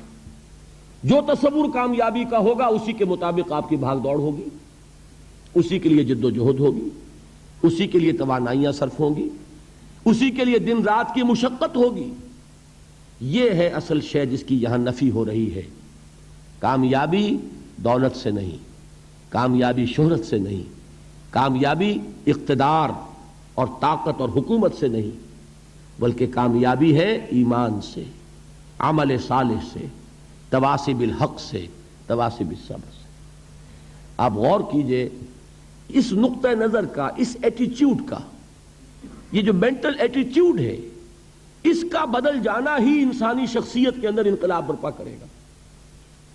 اب آپ کا نتیجہ کیا نکلا؟ اگر تو دولت سے کامیابی ہوتی تو قارون بہت کامیاب تھا، اگر حکومت سے کامیابی ہوتی تو فرعون اور نمرود بہت کامیاب تھے۔ کامیابی ان سے نہیں ہے۔ کامیابی انسان دولت میں قارون کی دولت تک پہنچ جائے اور دنیا میں دبدبہ اور اقتدار اور سلطنت اور حکومت کے اعتبار سے وہ نمرود اور فرعون کا مقام حاصل کر لے، وہ ناکام ہے، خائب ہے، خاسر ہے، برباد ہے۔ اور ابو ذر غفاری کامیاب ہیں، چاہے ان کے پاس کچھ نہیں تھا، جھونپڑی تک نہیں تھی، کوئی گھر نہیں تھا۔ حضور نے فرمایا ہے اللہ کے کچھ بندے ایسے ہوتے ہیں جو کسی محفل میں جانا چاہیں تو انہیں اجازت نہ ملے، جو کہیں اگر رشتہ کرنا چاہیں کوئی ان سے رشتہ کرنے کو تیار نہ ہو، کہیں کوئی سفارش کرنا چاہے تو ان کی کوئی بات ہی نہ سنے۔ لیکن اللہ کے ہاں ان کا وہ مقام ہے کہ اگر بھولے سے بھی کسی بات پر قسم کھا بیٹھتے ہیں تو اللہ ان کی قسم کی لاج رکھتا ہے۔ یہ ہے فرق، یہ جان لیجئے اچھی طرح۔ اس بات کا مان لینا آسان، اس پر سبحان اللہ کہنا آسان، لیکن اس کے مطابق آپ کے اپنے ذہن کا بدل جانا بہت مشکل، اس لیے کہ ہم متاثر ہوتے ہیں اپنے ماحول سے۔ کوئی بڑا محل ہے، دیکھ کر ایک دفعہ جھرجھری آتی ہے، کوئی بڑی سی 20 فٹ لمبی کار سناٹے کے ساتھ آپ کے پاس سے گزر گئی، ایک دفعہ اعصاب کے اندر ارتعاش ہوتا ہے، محسوس ہوتا ہے بڑے یہ نصیبے والے لوگ ہیں، بڑے خوش نصیب، بڑے کامیاب، حالانکہ کچھ معلوم نہیں کہ یہی سب سے بڑی بد نصیبی ہو سکتا ہے کہ یہی سب سے بڑی ناکامی ہو۔ اگر ذہنوں میں یہ بات بیٹھ جائے کامیابی کس شے سے، یہی وجہ دیکھیے قرآن مجید میں بارہا آپ دیکھیں اولئک هم المفلحون، یہ ہے لوگ کامیاب ہونے والے۔ آج یہ آپ نے نماز میں وہ آیات سنی، یا ایھا الذین آمنوا ارکعوا واسجدوا واعبدوا ربکم وافعلوا الخیر لعلکم تفلحون۔ اے ایمان والو، رکوع کرو، سجدہ کرو، اپنے رب کی پرستش اور بندگی کرو اور اچھے کام کرو تاکہ تم کامیاب ہو جاؤ۔ تو کامیابی کن چیزوں سے ہے، یہ ہے سب سے بڑا سبق۔ یہ ہمارے دل میں اگر بات بیٹھ جائے، ٹھک جائے، تو زندگی بدل جائے گی. صبح و شام بدل جائیں گے، نقشے بدل جائیں گے، بھاگ دوڑ کا رنگ بدل جائے گا، ویلیو سٹرکچر بدل جائے گا. آج وہ ایک چیز نہایت اہم نظر آ رہی ہے، کل نہایت غیر اہم نظر آئے گی. جیسے کہ حضور کی حدیث ہے، مالی ولی دنیا، مجھے تمہاری اس دنیا سے کیا سروکار. انما مثلی کراکب استظل تحت شجرۃ ثم راح فترکھا، میری مثال تو اس سوار کی سی ہے جو تھوڑی دیر کے لیے ایک درخت کے سائے میں ٹھہرتا ہے سستانے کے لیے، پھر وہ اپنا راستہ لیتا ہے. اسے اس درخت سے کوئی مستقل تعلق اس کا نہیں ہے، وہ اس کا گھر نہیں، وہ اس کی منزل نہیں. اسی طرح یہ دنیا میرا گھر نہیں ہے. اب دیکھیے ہم کہتے ہیں انا للہ و انا الیہ راجعون، ہم تو مسافر ہیں، ہم اللہ کے پاس سے آئے، اللہ کی طرف ہمیں لوٹ جانا ہے. کن فی الدنیا کانک غریب و عابر سبیل، حضور فرماتے ہیں دنیا میں ایسے رہو جیسے کہ تم اجنبی ہو یا راہ چلتے مسافر. لیکن یہ طرز عمل کب ہوگا؟ جبکہ یہ آیت ہمارے ذہنوں کے اندر بیٹھ گئی ہو. والعصر ان الانسان لفی خسر الا الذین آمنوا وعملوا الصالحات وتواصوا بالحق وتواصوا بالصبر. یہ ہے اصل بات جو میں نے عرض کیا تھا کہ میں بتاؤں گا صحابہ کیوں ایک دوسرے کو یاد دلاتے تھے. اس لیے کہ دیکھیے جیسے برف باری اگر ہو رہی ہو، آپ باہر نکلیں گے تو برف آپ کے کپڑوں پر جم جاتی ہے نا، تو آپ جھٹکتے ہیں کپڑوں کو تاکہ برف ہٹ جائے. ہمارے ایمان پر اس دنیا میں رہتے ہوئے جب ہم متاثر ہوتے ہیں ماحول سے تو گردہ آ جاتا ہے، برف پڑ جاتی ہے، اس کو جھٹکتے رہنے کی ضرورت ہے. اور وہ جھٹکنے کی بہترین اور مؤثر ترین شکل یہی ہے کہ یاد رکھو کامیابی ان چیزوں سے نہیں ہے. چمک دمک جو ہے دنیا کی، یہ ساری چمک دمک جو تمہیں رجھا رہی ہے، جو تمہیں اپنے اندر گم کیے ہوئے ہے. یہ لفظ گم پر اقبال کا وہ شعر یاد آ گیا کہ کافر کی یہ پہچان کے آفاق میں گم ہے، اور مومن کی یہ پہچان کہ گم اس میں ہے آفاق. تم گم نہ ہو کر رہ جاؤ، اس میں مبہوت نہ ہو کر رہ جاؤ، مرعوب نہ ہو کر رہ جاؤ. دنیا ہی کی محبت تمہارے اوپر ڈیرے نہ ڈال لے، تمہارے دلوں کے اوپر مسلط نہ ہو جائے. لہذا تازہ کرتے رہا کرو والعصر ان الانسان لفی خسر الا الذین آمنوا وعملوا الصالحات وتواصوا بالحق وتواصوا بالصبر. پھر یاد کر لو، پھر تازہ کر لو اپنے اس یقین کو کہ کامیابی دولت سے نہیں، کامیابی ثروت سے نہیں، کامیابی اقتدار سے نہیں، کامیابی شہرت سے نہیں، کامیابی جائیداد سے نہیں، کامیابی ہے ایمان سے، کامیابی ہے عمل صالح سے، کامیابی ہے تواصی بالحق سے، کامیابی ہے تواصی بالصبر سے. یہ چار چیزیں ہیں کہ جو کامیابی کے لوازم. پہلی بات یہ سمجھ میں آئی. دوسری بات، یہاں کامیابی کا اعلیٰ معیار نہیں بیان کیا جا رہا بلکہ اس کا کم سے کم معیار بیان کیا جا رہا ہے. میں ذرا توجہ دلاؤں گا اس بات کی طرف. سطحی طور پر ذرا ہو سکتا ہے کہ اس میں کوئی مغالطہ پیش آ جائے. تقابل کیجئے ذرا. ایک سورۃ العصر ہے، والعصر ان الانسان لفی خسر الا الذین آمنوا وعملوا الصالحات وتواصوا بالحق وتواصوا بالصبر. ایک سورۃ التین ہے، والتین والزیتون وطور سینین وہذا البلد الامین لقد خلقنا الانسان فی احسن تقویم ثم رددناہ اسفل سافلین الا الذین آمنوا وعملوا الصالحات فلہم اجر غیر ممنون. اب ان کا تقابل کیجئے. سورۃ العصر یہ بتا رہی ہے کہ سب لوگ تباہی میں ہیں سوائے ان کے جو چار شرطیں پوری کریں. سورۃ التین میں اول تو صرف 2 شرطیں بیان ہوئی، 2 بیان نہیں ہوئی. کام ہلکا ہو گیا نا، آسان ہو گیا. یہاں 4 ہیں، ایمان، عمل صالح، تواصی بالحق، تواصی بالصبر. وہاں ہے ایمان اور عمل صالح صرف. نمبر 2 یہ کہ وہاں فرمایا گیا فَلَهُمْ أَجْرٌ غَيْرُ مَمْنُونَ، ان کے لیے تو بہت بڑا اجر ہے جس کا سلسلہ کبھی منقطع نہیں ہوگا. اور یہاں کہا جا رہا ہے وہ کامیابی ناکامی سے بچ جائیں گے. مستثنیٰ ہے کس سے؟ ان الانسان لفی خسر سے. یہ بالکل ایسے ہی ہے جیسے کہ کسی کو آپ بچے کو، طالب علم کو کہیں محنت کرو، کوشش کرو، فرسٹ ڈویژن میں پاس ہو جاؤ گے، اور کسی سے آپ یہ کہیں کہ محنت کرو، کوشش کرو ورنہ فیل ہو جاؤ گے. اب ان دونوں کے درمیان جو فرق ہے وہی فرق ہے سورۃ التین میں اور سورۃ العصر میں۔ سورۃ العصر ناکامی سے استثناء کو بیان کر رہی ہے اور وہاں 4 شرطیں ہیں، اور سورۃ التین یہ اعلیٰ درجات کا بیان ہو رہا ہے اور 2 شرطیں ہیں۔ اس کو قرآن مجید کی ان اصطلاحات سے بھی اللہ کرے کہ آپ واقف ہو جائیں۔ ایک کو ہم کہیں گے کہ ایک پر انذار کا رنگ ہے اور دوسرے پر تبشیر کا رنگ ہے۔ یہ 2 الفاظ بارہا آپ نے پڑھے ہوں گے۔ سورہ بنی اسرائیل میں فرمایا حضور سے مخاطب ہو کر وَمَا أَرْسَلْنَاكَ إِلَّا مُبَشِّرًا وَنَذِيرًا، اے نبی ہم نے نہیں بھیجا آپ کو مگر بشارت دینے والا اور خبردار کرنے والا بنا کر۔ سورہ کہف میں جمع کے صیغے میں آیا وَمَا نُرْسِلُ الْمُرْسَلِينَ إِلَّا مُبَشِّرِينَ وَمُنذِرِينَ، ہم نہیں بھیجتے رہے اپنے رسولوں کو مگر مبشر اور نذیر بنا کر۔ حضور کے بارے میں فرمایا اِنَّا أَرْسَلْنَاكَ شَاهِدًا وَمُبَشِّرًا وَنَذِيرًا۔ جمع کے صیغے میں سورہ نساء میں فرمایا رسلا مبشرین ومنذرین لئلا یکون للناس علی اللہ حجۃ بعد الرسل وکان اللہ عزیزا حکیما۔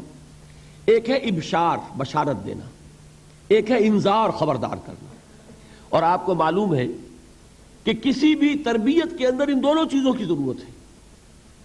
کبھی ایسا ہوتا ہے کہ ڈانٹ ڈپٹ کی ضرورت پیش آتی ہے، دھمکی کی ضرورت پیش آتی ہے، باز آ جاؤ، اپنے رویے کو درست کرو ورنہ پکڑ ہوگی، سزا ملے گی۔ کبھی آپ شاباش دیتے ہیں، ہمت کرو، گھبراؤ نہیں، تمہارے اندر صلاحیت ہے، مایوس نہ ہو، ہمت تمہاری کیوں جواب دے رہی ہے، تم بڑے ذہین ہو، محنت کرو، بڑے اعلیٰ درجات ملیں گے۔ قرآن مجید میں یہ دونوں رنگ ہیں جو اختیار کیے گئے، ایک تبشیر کا رنگ ہے، ایک انذار کا رنگ ہے۔ سورۃ العصر میں انذار کا رنگ ہے، خبردار، تمام انسان ہلاکت اور بربادی کا نوالا بننے والے ہیں سوائے ان کے جو 4 شرطیں پوری کریں، الا الذین آمنوا وعملوا الصالحات وتواصوا بالحق وتواصوا بالصبر۔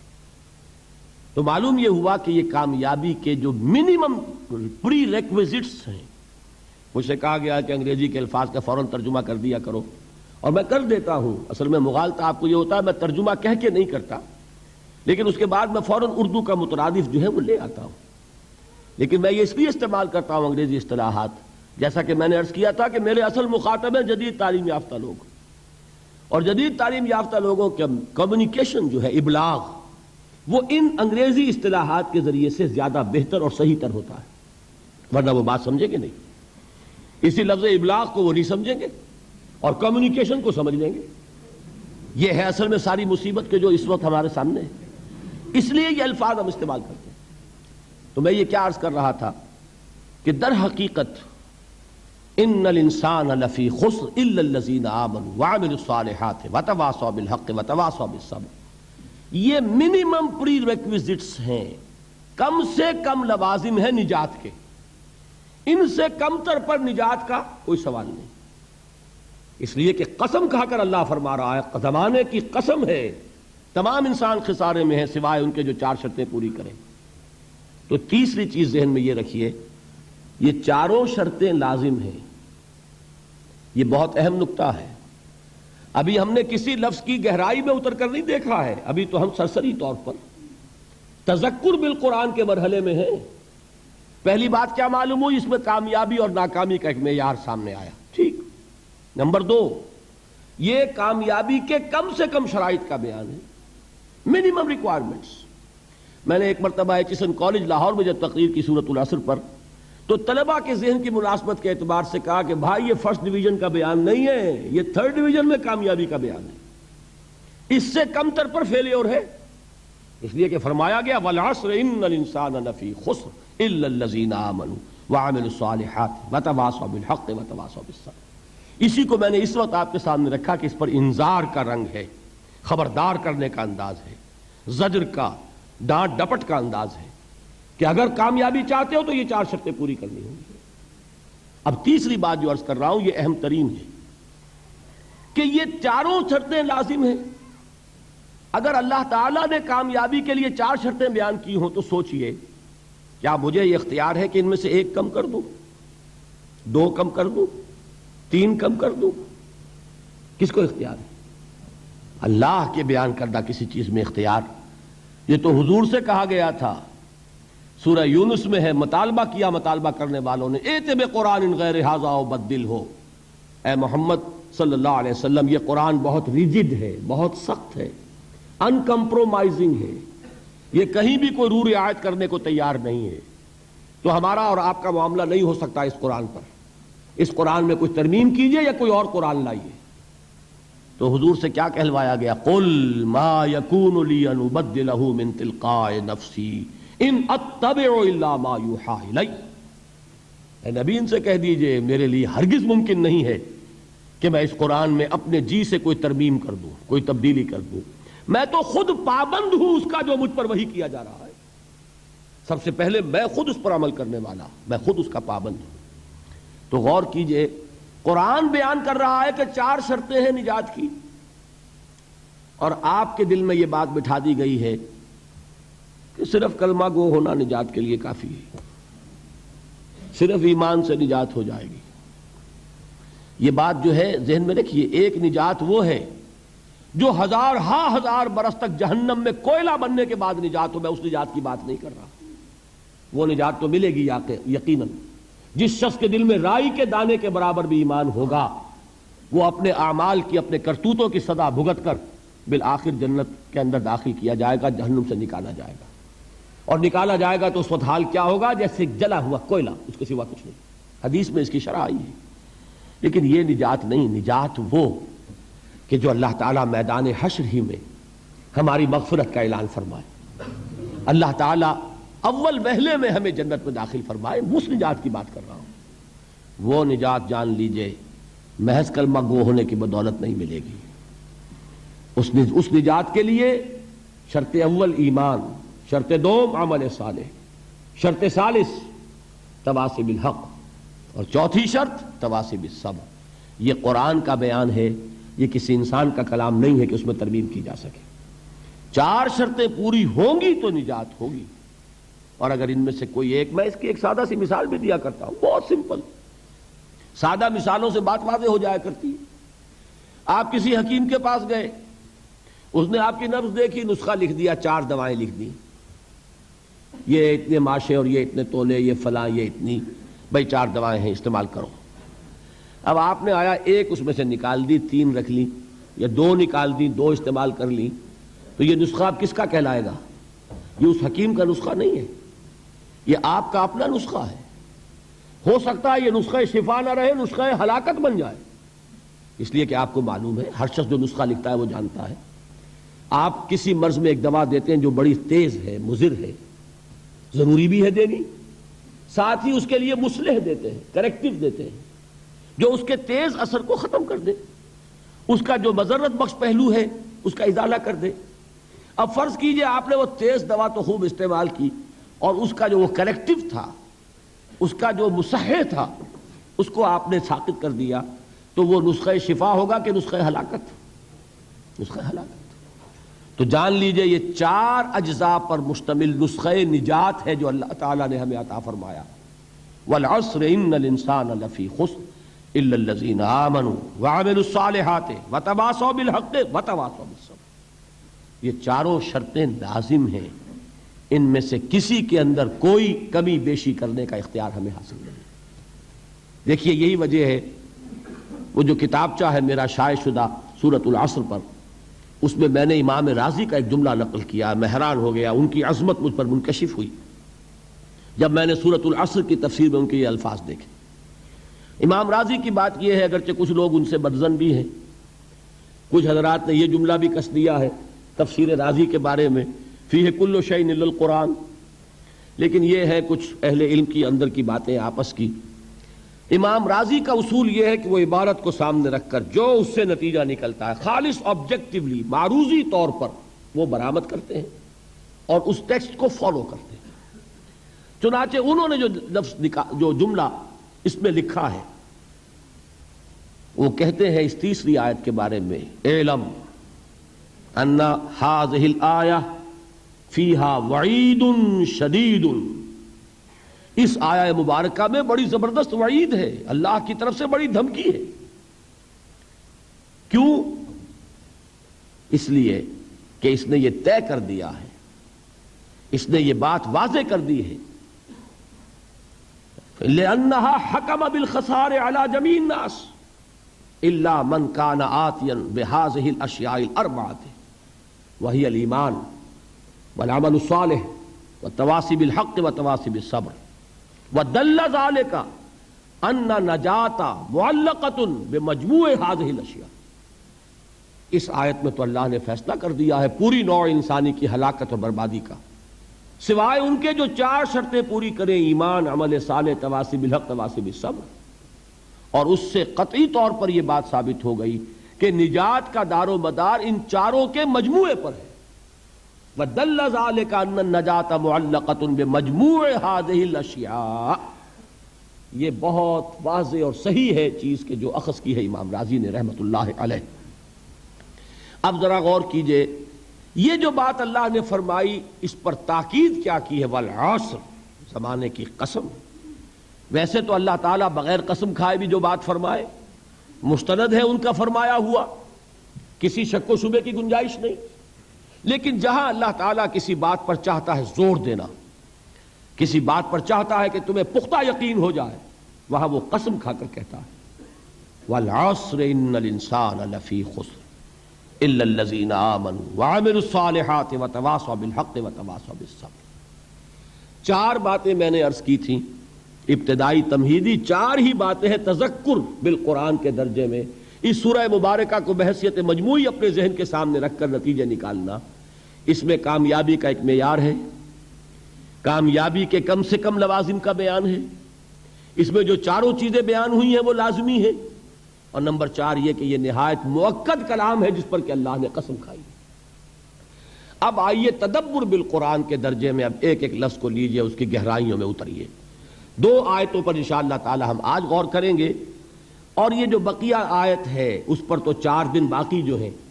ایمان کی حقیقت کیا ہے، عمل صالح کسے کہتے ہیں، تواصی بالحق کیا ہے، تواصی بالصبر، اس پر تو جیسا کہ آپ کو معلوم ہے ایک ایک دن ہمیں ایک ایک موضوع پر گفتگو کرنی ہے.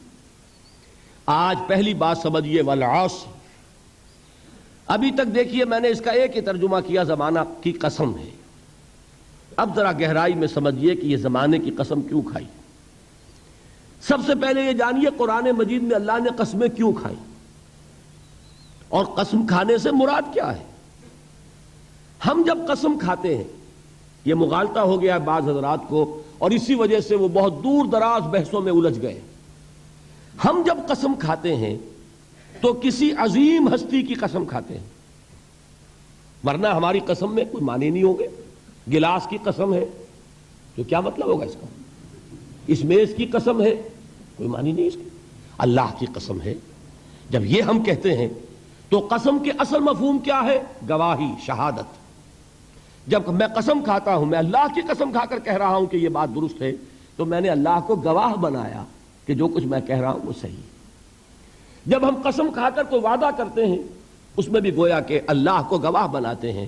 اللہ شہید بیننا و بینکم، اللہ گواہ ہے ہمارے اور تمہارے مابین کہ اب یہ جو معاہدہ ہوا ہے یہ ہمارے درمیان طے پا گیا، اور ہم دونوں کو اس کی پیروی کرنی ہے اور اس کا ایفا کرنا ہے.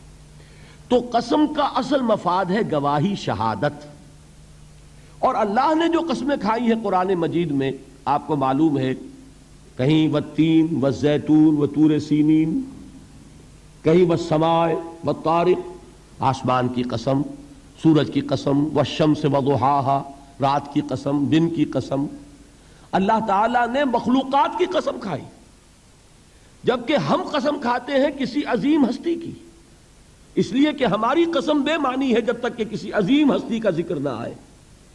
لیکن اللہ تعالیٰ کی قسم میں کسی شے کی عظمت کا کوئی دخل نہیں، اس لیے کہ یہاں قسم کھانے والا خود عظیم ترین ہے، اس سے عظیم تر تو کوئی شے نہیں. لہذا یہاں قرآن مجید میں جو قسمیں کھائی گئیں ان میں کسی شے کی عظمت کا معاملہ نہیں ہے، بلکہ مجرد شہادت اور گواہی. لہذا با محاورہ ترجمہ کیا ہوگا؟ زمانہ گواہ ہے. والعصر، زمانہ گواہ ہے. اچھا اب آئیے لفظ عصر پر. عصر کے معنی اب تک میں نے ترجمہ کیا زمانہ، لیکن زمانے کے لیے عربی میں کتنے الفاظ ہیں؟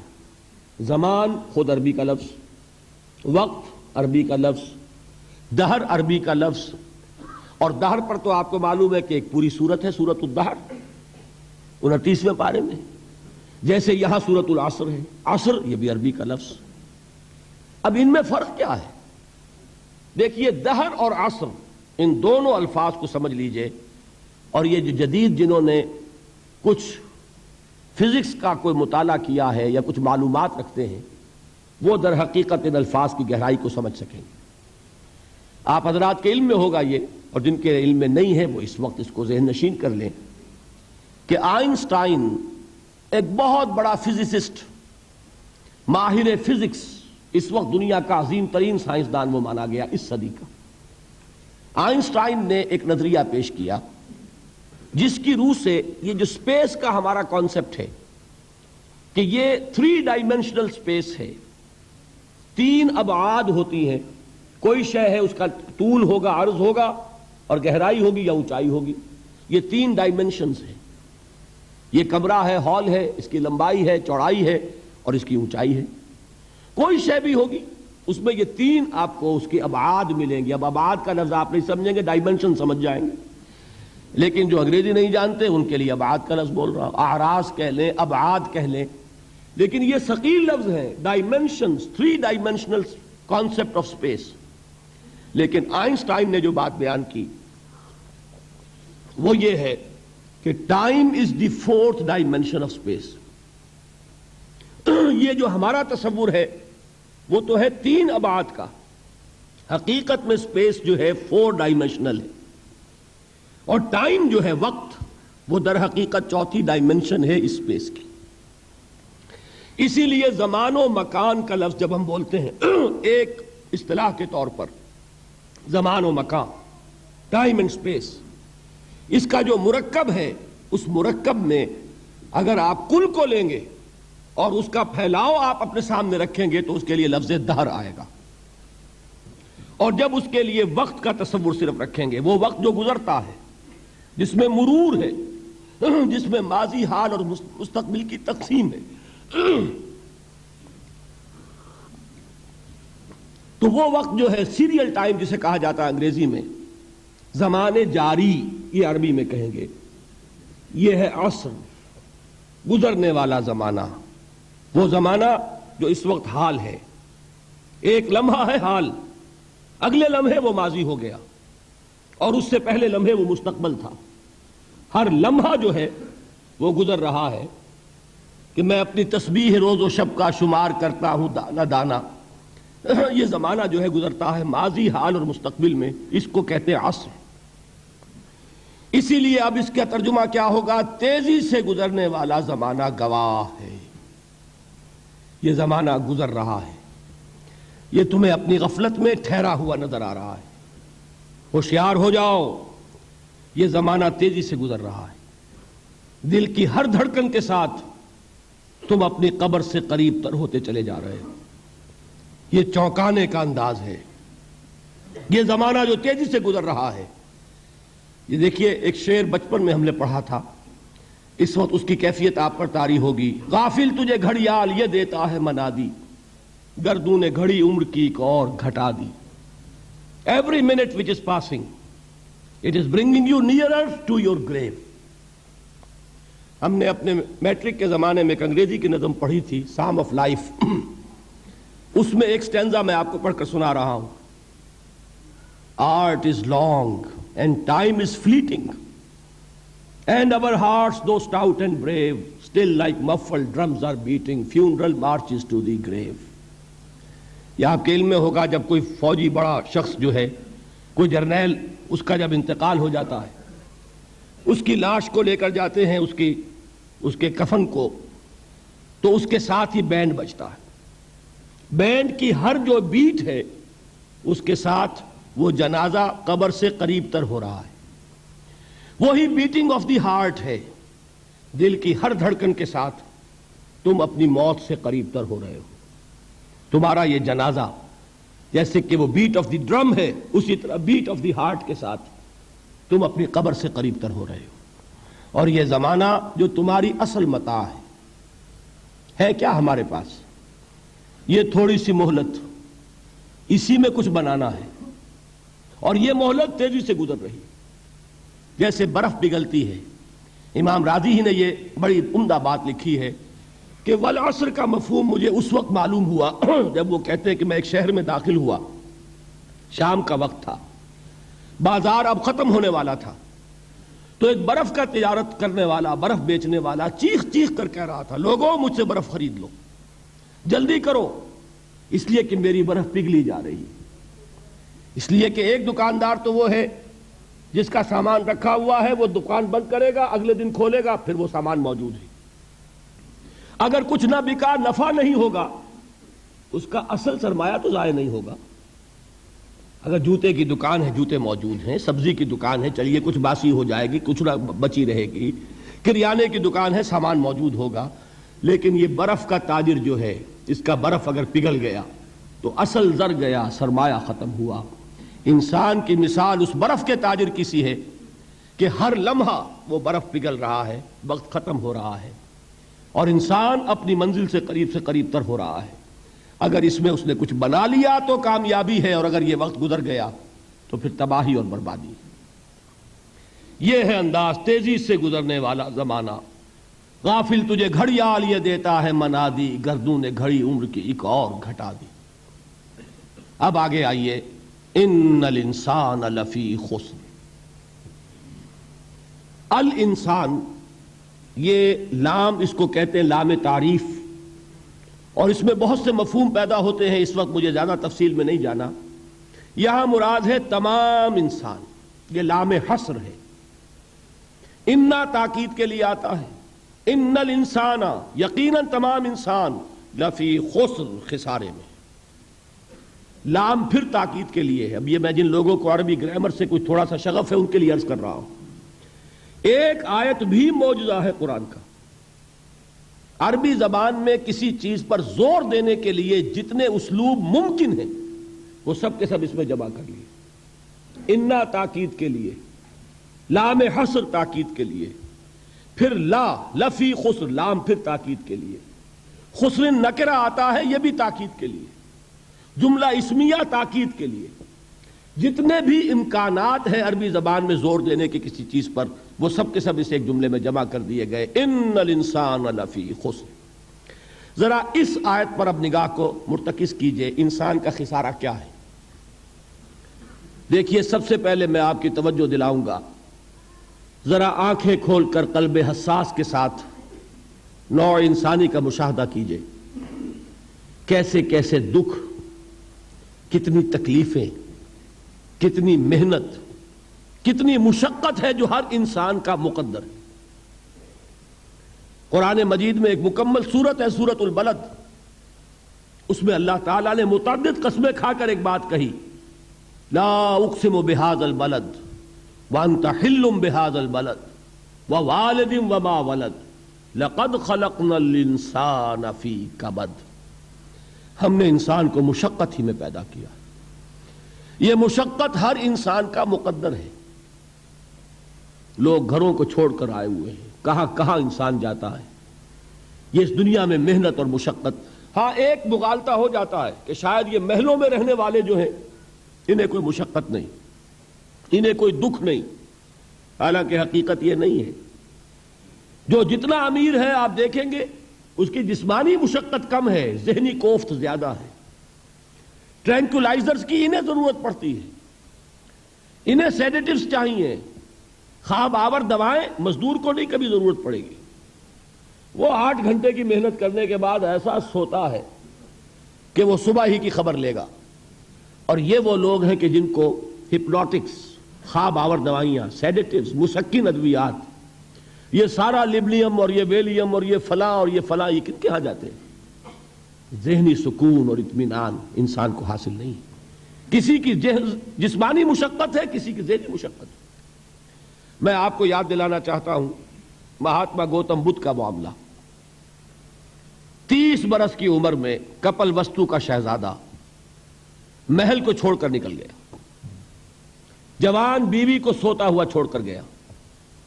شیر خوار بچے کو چھوڑ کر گیا. راجدھانی میں رہنے والا محل کا باسی، جسے یہ معلوم ہے کہ باپ کے بعد مجھے یہ سلطنت ملنے والی ہے، کیوں گیا؟ کبھی کبھی آپ نے سوچا؟ اس نے انسان کے غم اور دکھ کا مشاہدہ کیا.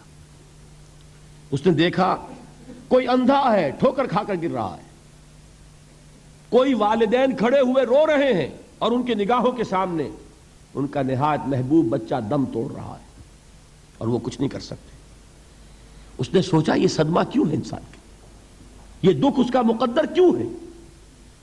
اس صدمے سے، اس دکھ سے نجات پانے کی بھی کوئی شکل ہے کہ نہیں ہے؟ انسانوں کی ایک عظیم اکثریت، شاہ ولی اللہ دہلوی رحمۃ اللہ علیہ کے الفاظ ہیں کہ وہ لڈو اونٹ اور کولو کا بیل بن کر زندگی بسر کرتی ہے. جو 8 گھنٹے تک اینٹیں ڈھو رہا ہو، اس شخص کا تصور کیجئے آپ، وہ واقعی انسان ہے یا حیوان بن گیا ہے؟ اور 8 گھنٹے کی اس محنت کے بعد بھی ہو سکتا ہے کہ 2 وقت کی روٹی اسے پوری نہ ملے. اور یہ تو ہو سکتا ہے نہیں، ہوتا ہے کہ اگر بچہ بیمار پڑ گیا ہے تو شاید کوئی برتن بیچے بغیر اس کی دوا کا سامان نہ کر سکے. ایسا شخص کتنے بوجھوں تلا دبا ہوا ہے، کتنی مشقت کے اندر پسا ہوا ہے. لڈو اونٹ اور کولو کا بیل انسانوں کی عظیم اکثریت کس سطح پر زندگی بسر کرتی ہے. لیکن آپ کو معلوم ہے کہ کولو کے بیل کے لیے مشقت ہی مشقت ہے، اس کے احساسات یہ نہیں ہے جو کہ ان سے انسان کو جو صدمہ پہنچتا ہے. ایک بیل کو اس سے کوئی غرض نہیں کہ اس کا کوئی بچہ بھی تھا کہ نہیں تھا، اور اس کو کوئی بخار ہوا ہے یا کیا ہوا ہے. اس صدمے سے وہ بیل بچا ہوا ہے. گھوڑے کو کوئی پتہ نہیں کہ میرا بھی کوئی اولاد میری ہے یا نہیں ہے، اور مجھے اس کا کوئی صدمہ ہے یا دکھ ہے، کوئی پتہ نہیں. لیکن انسان کا معاملہ یہ ہے کہ والدین کو جو جو دکھ دیکھنے پڑتے ہیں اپنے بچوں کے لیے، اپنی اولاد کے لیے. رات کی نیند ہے حرام ہے اس لیے کہ بچہ بخار میں تپ رہا ہے یا درد سے تڑپ رہا ہے، لہذا نہ ماں سو سکتی ہے نہ باپ سو سکتا ہے. میں نے ایک موقع پر دیکھا لاہور میں کیروسین آئل، اس زمانے میں ابھی سوئی گیس نہیں آئی تھی، اور اکثر و بیشتر جو ہے یہی مٹی کا تیل جو ہے ایندھن کے طور پر استعمال ہوتا تھا، اس کی شارٹیج ہو گئی تھی. تو کئی فرلانگ لمبی قطاریں لگتی تھیں ان دکانوں کے باہر، ڈپوں کے باہر. اور ایسے ایسے منظر بھی کہ ایک خاتون برقع پوش، ایک گود میں بچے کو لیے ہوئے، ایک کی انگلی پکڑے ہوئے، بوتل ہاتھ میں لیے ہوئے تیل کے لیے، اور کئی گھنٹے کھڑی ہے دکان پر. یہ مشقت انسان جھیلتا ہے کہ نہیں؟ غالب نے اس کا نقشہ کھینچا ہے کہ رنج سے خوگر ہوا انسان تو مٹ جاتا ہے رنج. مشکلیں اتنی پڑی مجھ پر کہ آسان ہو گئی. ہم بھول جاتے ہیں، ورنہ واقعہ یہ کہ قلب حساس ہو اگر، اور قید حیات و بند غم اصل میں دونوں ایک ہیں. موت سے پہلے آدمی غم سے نجات پائے کیوں؟ اچھا یہ تو ہوا لقد خلقنا الانسان فی کبد. حیوانات کا معاملہ ایک اور اعتبار سے آسان ہے. ان سے کوئی محاسبہ بھی ہے کیا؟ کوئی جواب دہی بھی ہے؟ کوئی ان کو اللہ کے حضور میں کھڑے ہو کر اپنے اعمال کا حساب بھی دینا ہے؟ نہیں. انسان کی یہ ٹریجڈی ہے، یہ المیہ ہے انسان کا. اس کو بھی قرآن مجید کی ایک صورت میں قسمیں کھا کر اذا السماء انشقت، اس کے بعد کیا فرمایا؟ یا ایھا الانسان انک کادح الی ربک کدحا فملاقیہ. اے انسان، تیرا المیہ، تیری ٹریجڈی اس سے کہیں بڑھ کر ہے. تجھے صدمے پر صدمے جھیلتے ہوئے، مشقت پر مشقت برداشت کرتے ہوئے ایک روز اپنے رب کے حضور میں بھی کھڑا ہونا ہے، جواب دہی بھی کرنی ہے. اس دن کے حساب سے، اس دن کے احساس سے جو بڑے بڑے ہماری امت کے عظیم جو گلے سرسبد ہیں، ان کا یہ حال آپ نے پڑھا ہوگا. حضرت ابوبکر صدیق رضی اللہ تعالیٰ عنہ وہ ایک عجیب کیف کے عالم میں فرمایا کرتے تھے، کاش میں درختوں پر چہچہاتی ہوئی چڑیا ہوتا جس سے حساب کتاب نہیں ہوگا. کاش کہ میں گھاس کا تنکا ہوتا جو آج ہے اور کل آگ میں جلا دیا جاتا ہے، ختم ہو جاتا ہے، اس سے محاسبہ کوئی نہیں ہے. وہ جس کے احساس سے کہ حضرت عمر جو ہیں اپنے انتقال کے وقت سخت بے چین تھے. ان کے بیٹے حضرت عبداللہ ابن عمر رضی اللہ تعالی عنہما نے ان کا سر جو ہے وہ اپنے زانوں پر رکھ لیا تو کہا نیچے ڈال دو. ایک عجیب بے کلی اور بے چینی. انہوں نے کہا ابا جان آپ کیوں پریشان ہیں؟ آپ تو عشرہ مبشرہ میں سے ہیں، آپ کو تو اللہ تعالیٰ نے جنت کی بشارت حضور کے ذریعے سے اس دنیا میں دی. حضرت عمر فرماتے ہیں کہ خدا کی قسم اگر قیامت کے دن عمر برابر سرابر پر چھوٹ گیا تو بہت بڑی کامیابی تصور کرے گا۔ یہ احساس جن کو ہوتا ہے۔ حضرت علی کا حال کیا ہوتا ہے؟ ابھی جو آپ نے حافظ صاحب سے سنا، یہ حضرت علی کا معاملہ ہے کہ ایک تیر پیوست ہو گیا تھا، کسی طرح نکل نہیں رہا تھا۔ حضرت علی نے فرمایا کہ اچھا چھوڑو مجھے، میں نماز کی نیت باندھتا ہوں۔ نماز کی نیت پڑھتے تھے تو لرزتے تھے، کانپتے تھے، کس کے سامنے کھڑا ہوں اور کس کے سامنے مجھے ایک دن جواب دہی کے لیے کھڑا ہونا ہوگا۔ لن تزولا قدم ابن آدم، حضور نے خبر دی ہے ابن آدم کے قدم ہل نہیں سکیں گے۔ جیسے مجرم کھڑا ہوتا ہے کٹہرے کے اندر، اس کٹہرے میں سے ہل نہیں سکو گے حتی یسأل عن خمس، جب تک کہ 5 چیزوں کا حساب نہ لے لیا جائے۔ وہ 5 چیزیں کیا ہیں؟ کان کھول کر سنیے۔ عن عمرہ فیما افناہ، عمر کا حساب دو، یہ 80 برس اور 70 برس ہم نے تمہیں دنیا میں دیے، کہاں ضائع کیے؟ وعن شبابہ فیما ابلاہ، اور خاص طور پر جوانی کا دور، امنگوں کے دن، ولولے ہوتے ہیں، قوت ہوتی ہے، توانائی ہوتی ہے، آدمی چلتے ہوئے زمین پر پاؤں مارتا ہے، قوت جو ہے وہ اپنا اظہار چاہتی ہے۔ یہ جوانی کہاں گلائی؟ حساب دو، ایک ایک لمحے کا حساب دو۔ وَعَن مَالِهِ مِنْ أَيْنَ اكْتَسَبَهُ وَفِيمَا أَنفَقَهُ، ایک ایک پائی کا حساب دو، مال کا کہاں سے کمایا تھا، حلال سے کہ حرام سے، اور کہاں خرچ کیا تھا، گل چھروں میں، عیاشیوں میں، یا نیکی کے کاموں میں، ادائے حقوق میں، اللہ کے دین کے لیے۔ 4 سوال ہو گئے۔ 2 زندگی کے بارے میں، ایک زندگی پوری بحیثیت مجموعی کہاں کس کام میں لگائی، اور خاص طور پر شباب کا دور کہاں لگایا۔ 2 سوال مال کے بارے میں، کمایا کہاں سے، حلال سے کہ حرام سے، جائز سے کہ ناجائز سے، خرچ کہاں کیا۔ اور آخری سوال وعما عمل فیما علم، جو علم حاصل کیا تھا اس میں عمل کتنا کیا۔ علم کے انبار لگاتے چلے گئے اور عمل کے آغاز کی بھی نوبت نہ آئی۔ یہ علم جو ہے یہ اس روز سب سے بڑا وبال بن جائے گا انسان۔ اتنا علم اور عمل کچھ نہیں، بجائے کہ کریڈٹ کا ذریعہ بنے یہ الٹا ڈیبٹ کا کھاتا بن جائے گا۔ یہ جواب دہی کا احساس ہے کہ جس کی وجہ سے انسان کی ٹریجڈی جو ہے وہ دوہری ہے۔ کوئی حیوان اتنے بوجھ تلے نہیں، مشقت کی، محنت کی، اس زندگی میں ختم ہوئے، اس کے بعد کوئی محاسبہ نہیں۔ اس کو بھی غالب نے خوب کہا ہے کہ اب تو گھبرا کے یہ کہتے ہیں کہ مر جائیں گے، اور مر کے بھی چین نہ پایا تو کدھر جائیں گے۔ یہ ہے وہ ہیومن ٹریجڈی۔ اب میں آپ کو توجہ دلانا چاہتا ہوں، ایک تو گوتم بدھ کا فلسفہ، اس کے فلسفے کا مین تھیم یہ ہے سروم دکھم، آل از پین، آل از سفرنگ۔ اور اس نے جو بھی اپنی محنت کی، یہ تو اللہ ہی بہتر جانتا ہے کہ اسے بعد میں ملا کیا اور کیا نہیں ملا۔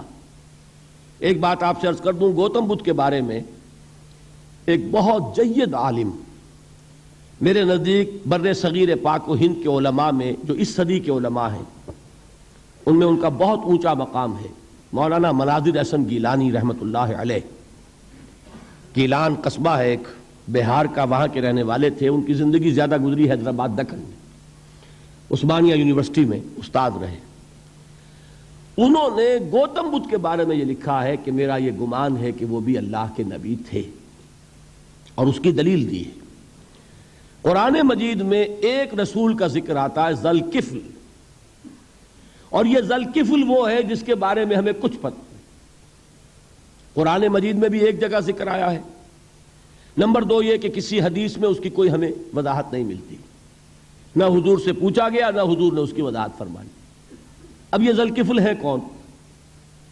تورات میں جو نبیوں کے نام آتے ہیں ان میں سے کسی نبی کا نام ذل کفل کے آس پاس نہیں بنتا کہ یہ سمجھا جائے کہ یہ اس نام کی بگڑی ہوئی یا بدلی ہوئی شکل بن گئی ہے۔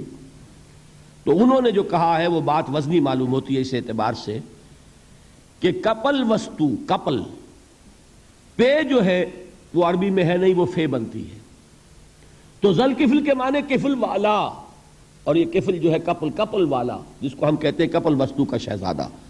تو انہوں نے یہ کہا ہے کہ گوتم بدھ کے بارے میں یہ خیال، یہ میں عرض کر دوں کہ اس کو ہم یقین سے نہیں کہہ سکتے، یہ ان کا گمان ہے، خیال ہے، واللہ عالم کہیں گے ہم، لیکن امکان ضرور موجود ہے۔ قرآن کہتا ہے وَلِكُلِّ قَوْمٍ ہاد، ہم نے ہر قوم میں ہادی بھیجے۔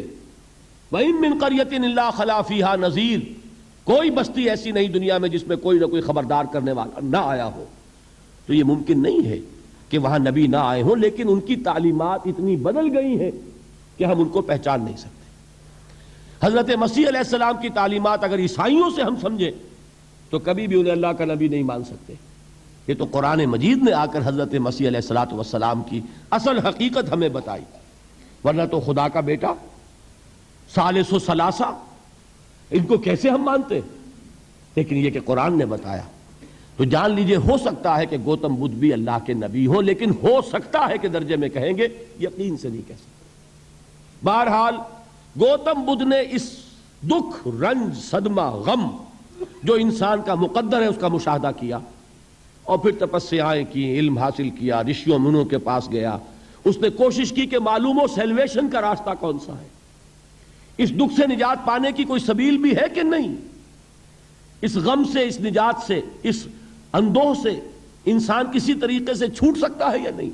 اسی کو سیلویشن کہتے ہیں انگریزی میں، اسی کو ہندی میں نروان کہتے ہیں، اسی کو عربی میں نجات کہتے ہیں۔ ان نجات معلقۃ بمجموع هذه الاشیاء، میں نے امام رازی رحمۃ اللہ علیہ کے الفاظ میں آپ کو وہ لفظ بتایا، نجات کی راہ۔ اچھا، جدید فلسفوں میں جن حضرات کو دلچسپی کی بات ہے انہی کے بارے میں یہ عرض کر رہا ہوں۔ جدید فلسفوں میں بھی ایک فلسفہ ہے وجودیت، ایگزسٹانشلزم۔ آپ نے نام سنا ہوگا سارترے، یہ فرینچ فلسفر، اور اس وقت دنیا میں جو نوجوان نسل ہے وہ بہت زیادہ متاثر ہوئی ہے سارترے کے فلسفے سے۔ کرکیگارڈ پرانے دور میں اور سارترے اس دور میں، ان کے فلسفے کا نام ہے وجودیت، ایگزسٹانشلزم۔ اس کا مرکزی خیال بھی یہی ہے، انسان کے لیے دکھ ہی دکھ ہے، صدمہ ہی صدمہ ہے، رنج ہی رنج ہے۔ صرف یہ ہے کہ کچھ حساس لوگ ہوتے ہیں وہ صدمے کو زیادہ محسوس کرتے ہیں، کچھ ذرا ان کی حس جو ہے وہ کچھ ڈل ہو جاتی ہے، کند ہو جاتی ہے۔ وہ جو غالب کا شعر میں نے آپ کو سنایا کہ مشکلیں اتنی پڑی مجھ پر کہ آساں ہو گئی، ورنہ یہ ہے کہ انسان سوچے تو دکھ ہے۔ اب یہ دکھ جو ہے اس سے نجات کا کوئی راستہ بھی ہے کہ نہیں، یہ کوسچن مارک ہے، جس کا جواب ہے تیسری آیت میں اِلَّا الَّذِينَ آمَنُوا وَعَمِلُوا الصَّالِحَاتِ وَتَوَاصَوْا بِالْحَقِّ وَتَوَاصَوْا بِالصَّبْرِ۔ جو ایک نا امیدی کی کیفیت طاری ہوتی ہے، وَالْعَصْرِ إِنَّ الْإِنسَانَ لَفِي خُسْرٍ، زمانے کی قسم ہے تمام انسان برباد ہونے والے ہیں، تباہی میں ہیں، گھاٹے میں ہیں، ٹوٹے میں ہیں۔ اس سے جو ایک مایوس کن صورتحال سامنے آتی ہے، اس مایوسی سے نجات دلانے والی آیت ہے تیسری آیت۔ ایک راستہ ہے، یہ امید کی کرن ہے، تباہی سے بچ سکتے ہو، ابدی بربادی، وہ بربادی۔ یہاں تو یہ ہے کہ ہم نے مشقتیں اٹھا لیں، فاقے جھیل لیے، تکلیفیں برداشت کر لیں، صدمے برداشت کر لیے، لیکن موت آئی، اس کا خاتمہ ہو گیا۔ لیکن اس کے بعد اگر خدا نہ خواستہ جہنم میں جھونک دیے گئے، وہ ابد الآباد تک کی، وہ ہمیشہ ہمیشہ کی جلن۔ قرآن کہتا ہے کہ اگر ایک کھال جل جائے گی، جھلس جائے گی، اللہ اور کھال دے دے گا۔ دیکھیے یہ بھی جدید دور میں آپ کو معلوم ہوگا، بورس بکائی نے جو کتاب لکھی ہے، دی فرینچ سرجن، اس نے ثابت کیا ہے کہ قرآن مجید نے جتنے نیچرل فینومینا کا حوالہ دیا ہے وہ بالکل سائنس کے مطابق ہے۔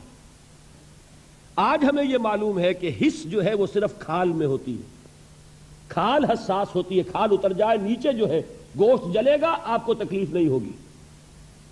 معلوم قرآن نے کہا ہے کہ جب کھالیں ان کی جھلس جائیں گی، ہم نئی کھال دے دیں گے تاکہ وہ سوزش جو ہے، وہ جلن کا احساس برقرار رہے، وہ ختم ہونے نہ پائے۔ حالانکہ اس کی ضرورت نہیں ہے، اگر اندر کا گوشت بھی حس والا ہوتا تو پھر کھال دوبارہ عطا کرنے کی ضرورت نہیں ہے، گوشت جلے گا، اس سے بھی جلن کا اور سوزش کا احساس ہو جائے گا۔